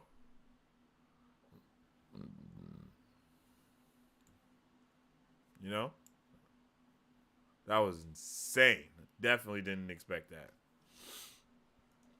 When Groot flew, I let out a, what the in IRL. He talked at the end, right? I wasn't just imagining that. So it was insane when he flew. I couldn't believe that. I was like, yo, this is insane. What's going on? How he grew wings and just was out there just boom, boom. I was like, bruh, this is awesome. That shit was crazy. Groot definitely was like one of my favorite characters of just being in this shit, doing amazing things. Like when the fight scenes with Groot, everything about Groot was, oh man, awesome. I don't know why, but I just feel like we're getting set up for like a Groot, Hulk, Scar, The Thing crossover type of thing. I don't know. I don't know if you guys know this, but in the comic books, Scar's going through a really rough time because his mama is dead and his daddy didn't know he existed and kind of don't want him and all these other things. So he's just having a really hard time. So Hulk, Hulk, The Thing, and I think Wolverine, they all like play football with Scar, and they just let him like take out all of his anger and shit like that. Or no. Maybe that's vice versa. Maybe The Thing, Hulk, and someone else. Because yeah. When Johnny dies, the Human Torch dies because of the annihilation wave coming from a nihilist or something like that. And he goes like supernova, sacrifices himself to save everybody. Ben Graham is like furious about it. So they fight, like, so Thor and like Hulk and like Wolverine, they're like the only people that can actually take a punch from him. So they actually like let him take it out on him. I think we're going to something like that with all these big ass dudes that we're getting introduced to. You know what I'm saying? What do you mean? He's always been able to talk. Well, what James Gunn came out and said after the movie is that when Groot said "I love you guys," that wasn't the first time he spoke. It was just the first time that we understood his language.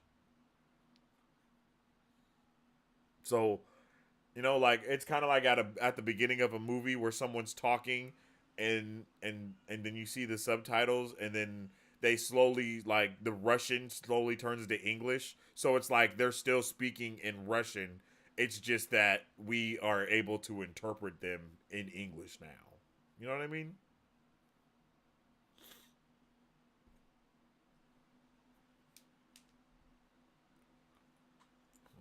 What that means for the future of stuff, I don't know. But my guy definitely said, "I love you guys." And I was like, yo, this is crazy.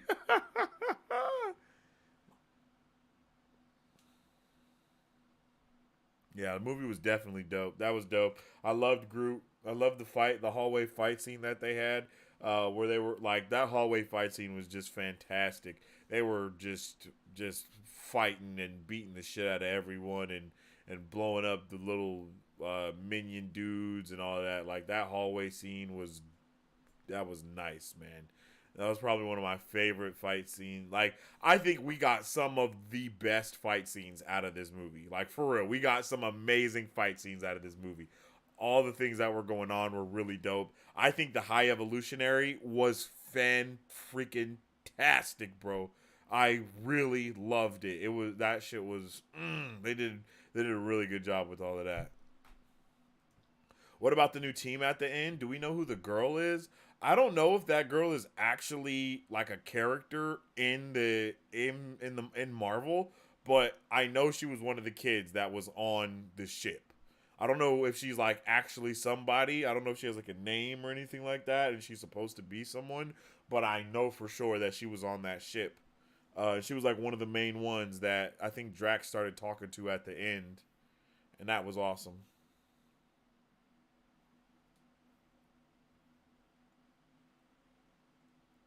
The random, just the random child trafficking was just random in the movie. Just yep, child trafficking. Don't forget about that. Like this is this is also bad. I was like, what? Children. I was like, yo, this is insane. High Evolutionary was on Demon Time. People really don't understand that this man blew up an entire planet that had like an entire species of people living on it. Like all of those people died. They all died. Like those weren't like those that species just is dead. Everyone on the planet exploded and all of the beings that lived on that planet died. That's intense, bro. Like that is intense. No matter how you look at it. That's insane. Like, my guy basically pulled a Tiamat on the planet, you know? He just exploded the planet. Like, yep. Well, exploded the planet, killed all the people, kept the children. What? I thought it was going to be darker. What? That's as dark as it gets, my boy. My guy is trafficking children, literally committed genocide on an entire planet race, and was just pushing to the all right, I'm out. Let's go. Let's keep it pushing. Like my guy was literally on straight demon time. Her name is Moron, I guess. Yo, Drax calling all the kids little stupid idiots and more. I couldn't handle it. That was hilarious. That was hilarious, bro. He's like, come on, you little dumb idiots. Let's go. Like, bro, what? Yo, was not ready.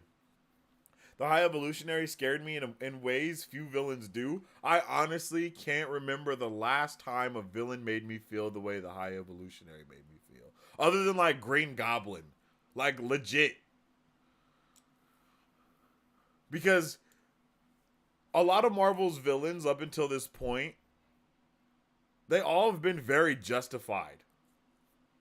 Like, they've all been in gray areas of being a villain, you know? Like Killmonger, even Thanos, you know, like Ultron. Like almost every villain we've had, they've been a little right, except for like Obadiah Stane at the very beginning. Like all of them have had validity to why they are villains. I don't want to say that and like justify it, but their means have been very justifiable, to be completely honest. Like when you look at it. But the High Evolutionary was the first instance of us being like, this dude is evil for the sake of being pure evil. And nothing more, nothing less. He's a bad guy. He does bad shit.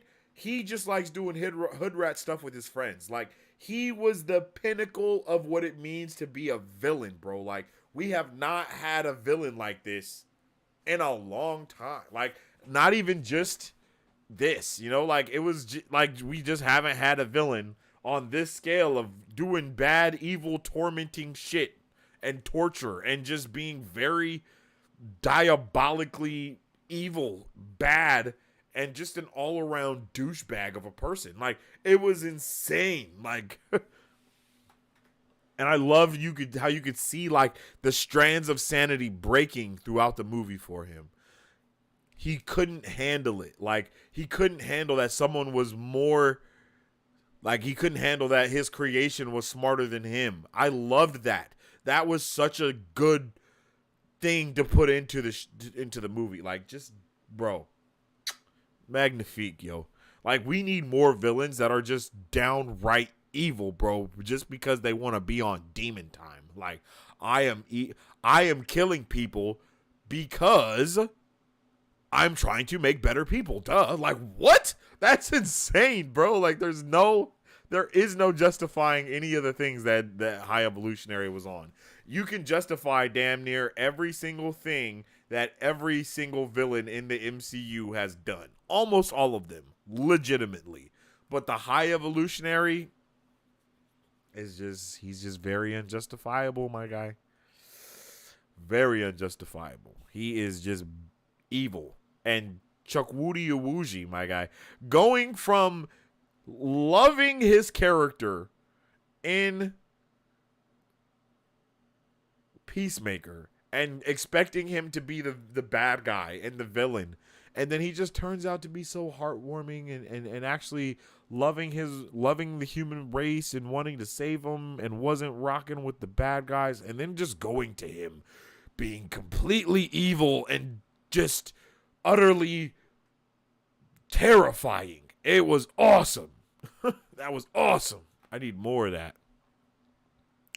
I also saw someone say, if the shit doesn't work with Jonathan Majors, just say the High Evolutionary was a Kang variant and have him be Kang moving forward. And I was like, you know what? I actually would not be against that because, bruh, Chukwudi can do the damn thing. High Evolutionary is the first villain in a while that was displayed as despicable. Thanos does it. We say Thanos had a point. He does it. He's just the first pure villain I wanted to hate. Bad motherfucker. Yeah, I agree, yo. He was just bad to the core. And I also hated him. And one of the most cinematic parts of the movie to me was when you have little baby Rocket and he's just laying there and he looks up and then you just see a High Evolutionary's hand just slowly coming in, and then you just see how big his hand is compared to Rocket, and then it just goes black. Like, oh shit, that was like, bruh, yeah, I was like, woo, they doing their thing in this movie right now. Yeah, it was honestly insane.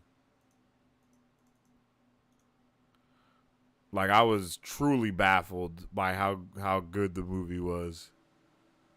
I was like, damn, son, I didn't expect him to be going this hard in this movie. But they did. They did go that hard. And I was there for every second of it. And I didn't want to hate that boy. I hated him. I hate the High, like, there's nothing wrong with saying that, bro. I hate the High Evolutionary, bro. He's like one of the worst villains ever. Like, my guy he's like Space Hitler, bro. Like, he's not good, man. He's just evil, bro. Like, he is Space Hitler for sure. Like, they did it, and I love the fact when he was just talking to the gold people race, can't think of what their name is, and he was like, yo, I made y'all. What are you talking? You do whatever the hell I ask you to because I made you. I love that they just slip that in there like that. You know what I mean? And they're like, well, Adam's not ready. And it's like, yo, she made Adam because she knows that she was made. You know what I mean? So all of this just works so well together. I love how it led back to the gold people. So great, bro. Like, so great. It always has led to the high evolutionary. We knew then. Like when we saw Guardians of the Galaxy 2, we saw the gold people. We were like, yo, the high evolutionary makes those gold people.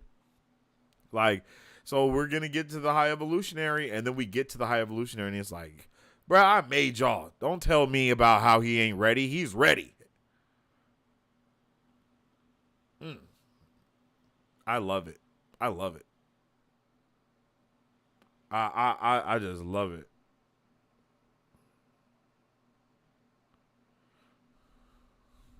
It was fantastic, man. I think we saw so much from this movie. I loved Adam Warlock, even though I know some people really had a big issue with him being a big dumb baby. I know that was just very irritating for a lot of people. I know a lot of people just could not get it. You know, they could not go for that at all. And hey, you know it be like that sometimes. I can't be mad at that. I understand. You know, I understand why you could feel that way. But for me, I think it worked really well.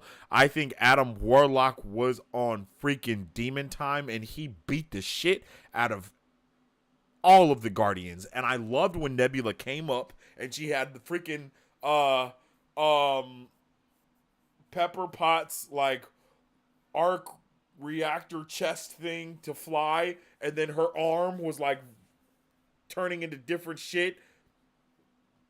Secured. That was all awesome. I loved it. That was all lit,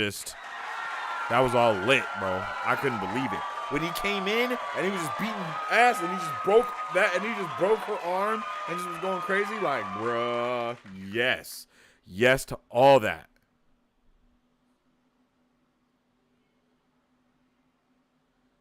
There was so many moments where it was like, did they just die? Did they just die? Did they just die? Like, there were so many moments of that. And it was awesome. That was awesome, bro. Like, I just wasn't a fan of that. No one died, bro. Like, I think we got teased way too hard with someone dying in this movie for no one to die. That was just really weird. Like, there were so many moments of teasing someone's death and teasing all these things, and it was just like, what the hell? You know? He died, right? The end was a bit confusing. Wait, who died? Who died, Marisu? Who are you saying died? I'm confused. When Warlock saves Star-Lord, you see the fingers representing the creation of David and the animals boarding referencing Noah's Ark. Yeah, yep. Facts, that's facts. I appreciated that, I'm not gonna lie. I haven't seen anyone kind of make talk shit about it or anything, but I think that was a great point, and I seen it. You know, that was pretty obvious to me. Both of those, the creation of David and Noah's Ark, those were pretty obvious symbolisms in the movie. So I hope no one is like hating on that, especially when it's been done to like the religious symbolism with movies and superheroes and comic books. I mean, it's uncanny already. So no reason to hate on that. I thought of DBZ.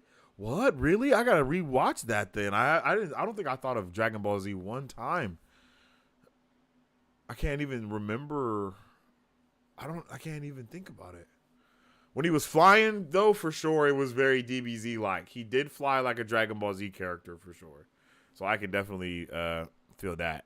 It made it cinematically artistic and an already intense moment. Yes, I agree with that. Pissed off that Star-Lord didn't die. That was just dumb. Like, my guy's whole face went... Like, you don't come back from that, G. Like, he doesn't have his celestial powers. He, you know, like, all that stuff. Like, yeah, that just... I mean, they did have the whole med pack thing that I guess just fixed everything, which also pissed me off. But Hey man, it is what it is. Like none of the shit mattered in that way, you know. None of the getting your ass beat and all that. Like, I mean, I guess it did matter because they were still in pain. It still hurt them.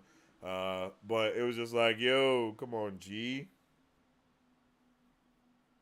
I think even, but still, I like the way that they introduced the healing aspect in the film and how they wrapped the healing aspect to being part of the actual storyline. So it's like, yeah, they just got their ass kicked. Yes, her arm just broke, but hey, we have these med packs that can just fix everything. And then they try to use it on Rocket, and they figure out, oh wait, no, Rocket has like biometrics that doesn't allow him to be basically healed by anything but the person that made him.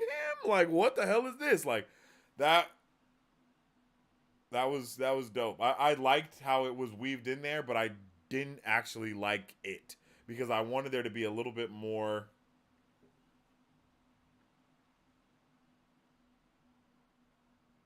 stakes, but not stakes. But I guess that's what it is. High Evolutionary died, right?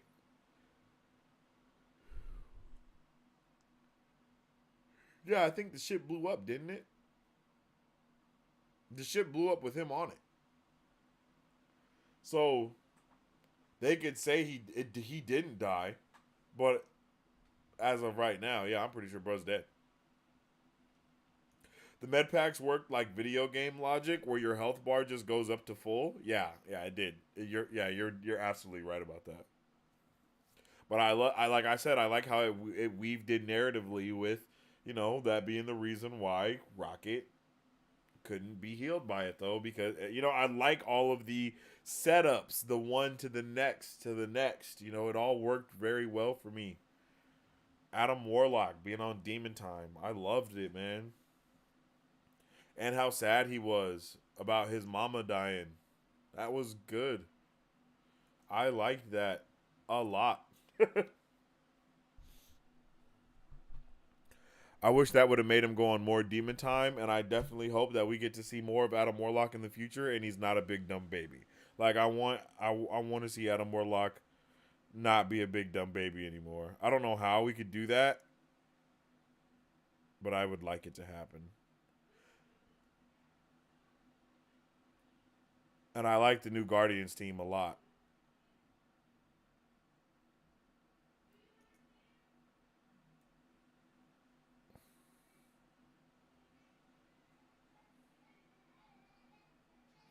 Yeah.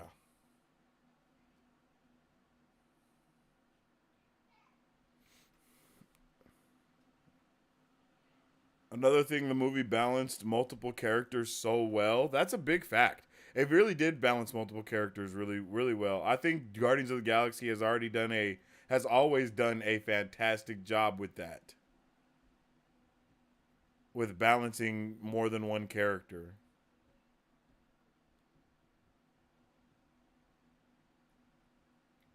Because like we care about every person on the Guardians team.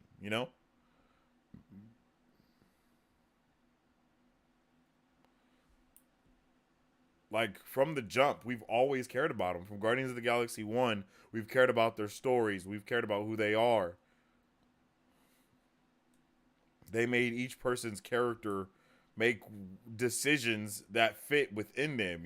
Drax calling Ronan the Accuser in the first movie. Like Rocket going to save him when he's with Yondu. Making the decision to go save Star Lord. Um, Everything, it just works, man. I just really like what I just like the creative decisions. But then again, I didn't. Like that drag down Eternals hard. It's not easy. I think Eternals did a good job at it as well. I just think people. I don't know. I really have no idea why people have so much hate for Eternals. Like honestly, I don't. Anytime I even watch like people's reviews or try to listen to people's opinions about the movie, I'm just like, bro, we didn't even watch the same movie.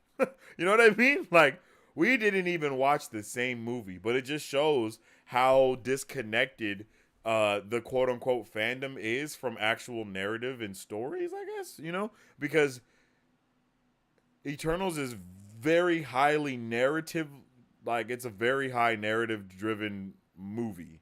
And it's kind of wild that people aren't a fan of that, you know? But hey, I think like I've been saying for a while, the MCU is getting closer and closer to having these pieces of content for selected audiences specifically. And yeah, man, I think we're getting to a better place to where these characters might be handled a lot better. Hopefully.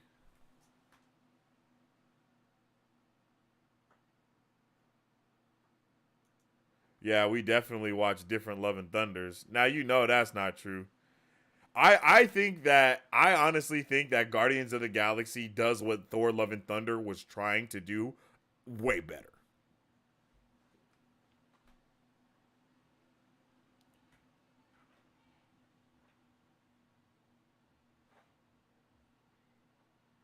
Like I think they did it tremendously better. Like Love and Thunder was cool, but it was just man, the goats, bro. The laughing goats, man. I hear those bastards laugh in my sleep. Like I just can never get over it, you know. The my arms in Valhalla stuff, like, woo. Like it's one thing to do it to Thor, but you gonna do it to Lady Sif too? Like, come on, son. She ain't never been like that. She was never like that in any of the movies, bruh. Why is she like that now? What's happening? Like they did her dirty. They brought her back to kick Loki in the nuts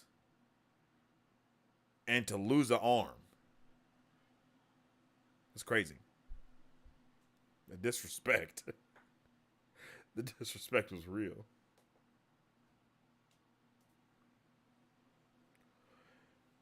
You know how dope it would have been to see Gore take out that giant freaking snow monster thing? Amazing. It would have been dope to see Gore do literally anything.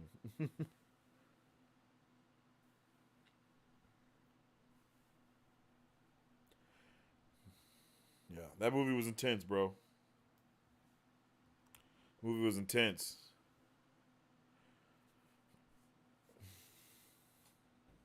Being with like the yeah. Nothing matters for Thor, my guy. It doesn't matter what shit only affects him.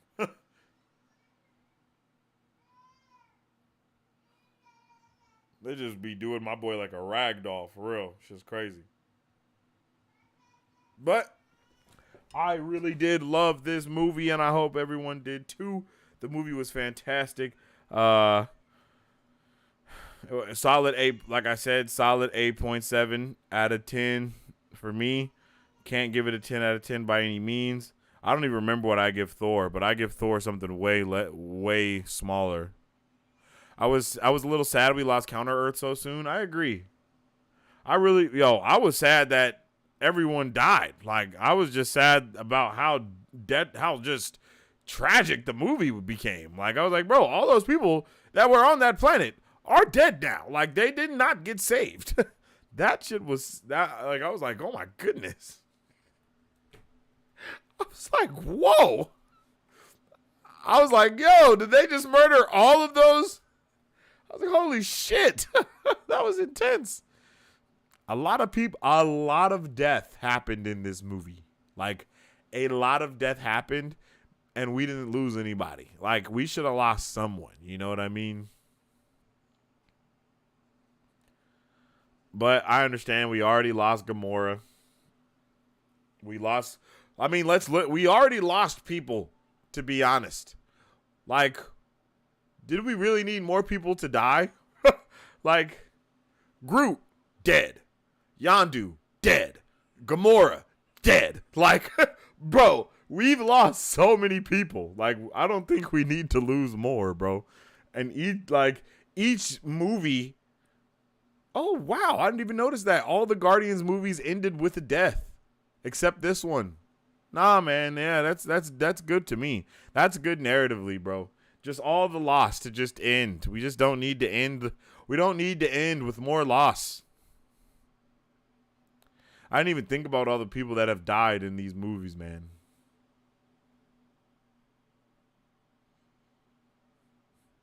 And I really love that, characters don't have to die for their story to come to an end.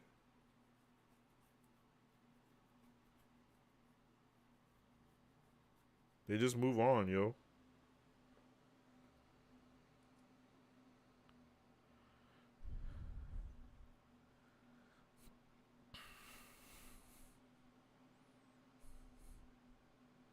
A lot of people are saying they love the movie but won't watch it again. Yeah, which is kind of, yeah. Yeah. Yes, I've heard that a lot as well. People are not happy with this movie. I don't know why, but like one thing that I said on Twitter is that people I think we got SnyderCon, and then like right behind SnyderCon we got this movie released. So a lot of the people that are hating on this movie and talking crazy shit about it, and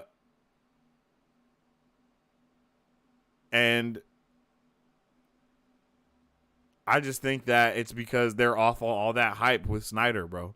Like, that's really, there's nothing else to say. People compare James Gunn and Zack Snyder all the time now. It's honestly freaking tiring. It's exhausting. It's one of the worst things that I think is going on in fandom right now.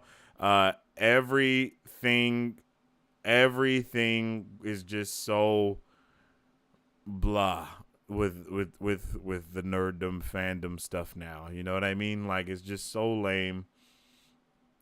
And it's just time for something else to occur, That's just it, man. That's just it. Like, it's just it's boring always comparing everything to everything else. It's just lame. Like, we should be, if we're going to compare Guardians to anything, it needs to be to the other Guardians movies. You know what I mean? Like, yeah. And then everyone I don't know if people just expected James Gunn to turn into a completely different director for these movies midway or what, but it's just kind of insane and ridiculous. So, yeah, man. Don't let shit like that happen to you. Be your own person. Don't let the things that other people say about stuff affect you too much. Always go and formulate your own opinion on things. And most importantly, remember everything is subjective. I know people say if people are allowed to like things, that I'm allowed to hate on things, and it's like, yeah, okay, that's fine. Hate on things all you want, but as soon as you start saying people are stupid or people are slow or people are idiots or people are retarded or any of those things, you should not be saying, like, bruh, like, you know what I mean? Like, that's what just causes more issues, bro. Like, let's just, like, everybody is allowed to interpret things their own way. And that's why I'll never be like, and that's why I just always tell you guys that Thor Love and Thunder was terrible for me. If I, early on, I was like, yo, you guys, I was like, yo, y'all tripping. This movie sucks. But then, once I listened to you guys and all this stuff, and then Remy liked it, and then Hannah liked it, and Battery liked it, I was like, okay, all right. You guys can like your stuff that you like. That's fine. But I'm going to look at this from a narrative perspective, and narratively, this is a dumb movie. Was it fun? Yes. Do I want to just have fun from a Thor movie? Not at all. Like, Thor, my guy, it was time for, like, everybody can have their own, like, all the stuff, but Taika Waititi tried to recreate something that could not be recreated, and I think James Gunn was just like, all right, here's the next thing that happens in their story. I don't think he was trying to recreate any magic. I don't think James Gunn ever tried to recreate any of the movies that he's made. I don't think Guardians 2, he tried to recreate. I don't think he tried to redo what he did with Guardians 1. And I don't think with 3, he tried to redo what he did with 1 or 2. I think he tried to make movies that made sense narratively and were cohesively watchable, to where if you watch one and you go to the next one, you go to the next one, everything makes sense, to the point where if you know the things that are going on in even the Christmas specials and stuff like that, and watching all of the pieces of content that the Guardians have ever been in, it matters because they talk about it. I don't think that's something that's done. I don't think that's something that's been done for all the other characters. You know what I mean? Before you sign off, happy birthday to Battery. I know it was recent. Shout outs to our boy. Yeah, facts. Happy birthday to Battery. It's a little late. I definitely meant to put a post up on the channel, but I was just doing a lot of stuff. I was not feeling hot over the weekend, so I didn't get to do that, and that's definitely my bad. But big happy birthday to Battery. And yeah, we miss our boy for sure. We need him back ASAP so we can get into some stuff. I don't understand people who want to hate their entertainment so badly. Yeah, man. Yeah, because I'll tell you right now, if they make another Thor movie, I'm gonna see it. I'm gonna see it for sure, and I'm never gonna not see any of these movies because I enjoy them. I have a good time. I had a good time watching Thor. There were some really dope ass moments in there. Like, I love the action. I loved the cinematography. All of those things were a big W for me. But it was just like the world building and the lore and the decisions that they like and the narrative decisions that they decide to go with, it just didn't work for me.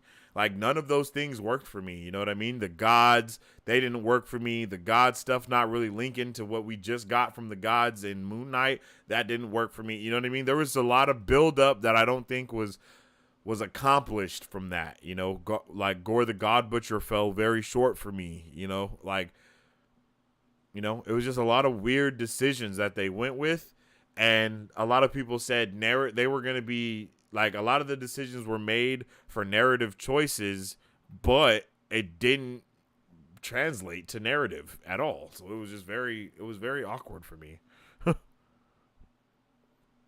But I like that. I like those movies, and I love those. I love that type of stuff. You know, like I said, it was action filled. It was really fun to watch.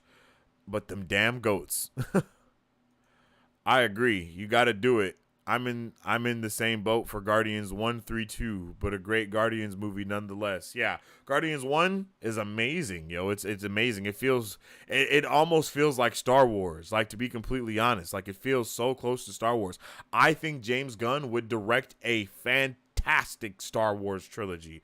No cap, because all the stuff that he loves is in Star Wars except for, like, music. You know, because James Gunn likes him some music, yo, and we don't have music like that in Star Wars, and I wouldn't want to see it get introduced either. But I think that, you know, he did I think he does a really good job with, like, aliens and all those types of things, you know, like, big dubs, man, big dubs. Do we have anything big to look forward to between now and The Flash? Come on, Marisu, what? Yeah, we got, wait.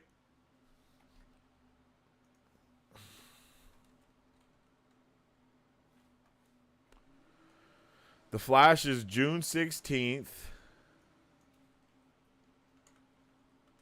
Let me make sure I'm not just saying stuff. Okay, no, I don't think so.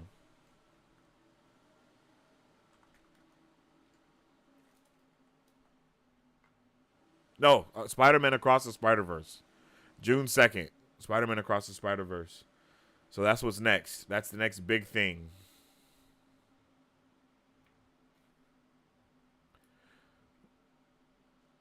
So we got Spider-Verse, and then we have The Flash, and then we have Secret Invasion. Like, those are the next three big ones, if I'm not mistaken.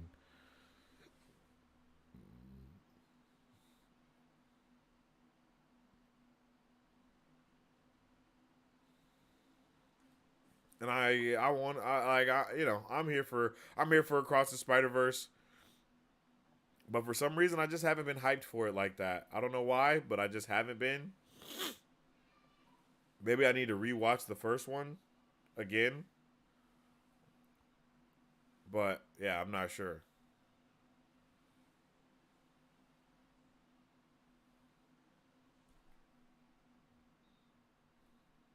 I'm not sure why, but I just have not been hyped for that movie.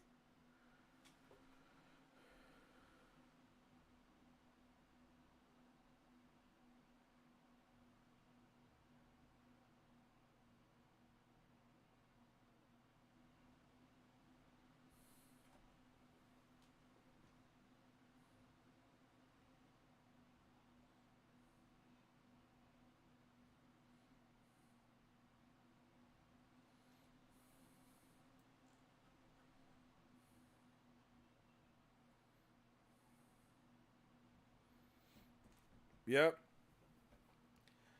I was I wasn't at first. I wasn't a fan that no one died, but after talking about it here, I understand why no one died because people have died at the end of every other Guardians of the Galaxy movie and everything. So, uh, yeah, I can't. I'm actually really looking forward to the Marvels now because of Guardians of the Galaxy Volume 3.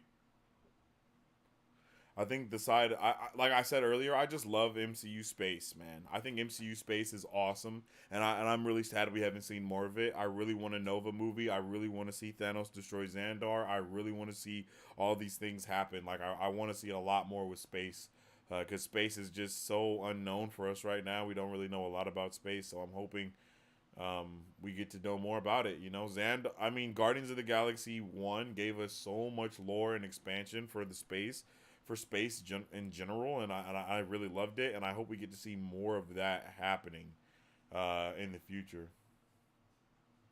I'm definitely gonna see Guardians of the Galaxy again soon, possibly. So I'm ready. You can't be hyped for everything. It's all good. Yeah, that's facts. All this hate recently as well. It definitely got me not as hyped for things. You know, like I'm definitely like there's just so much hate in the nerddom right now, bro. It's hard not to let that shit affect you. You know what I mean? Everybody's just always so negative about shit, no matter what. It's getting old. It's getting tiring. It's getting lame. I miss when we were all actually excited about stuff going on. Expectations are slowly killing nerddom, yo. For real, for real.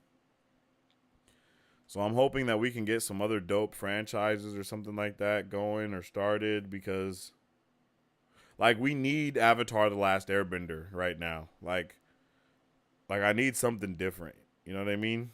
Like I hate to say it, but I just need something different. I need some new nerd stuff to pop off. I need to get back into my I'm probably just gonna get back into making my book. That's probably just it.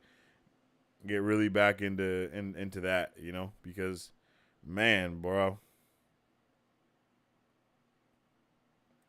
everyone is just so negative about everything all the time now. It's like if you like this, you're lame. If you like that, you're lame. If you don't like this, you're lame. Like, bro, come on. No, that ain't it.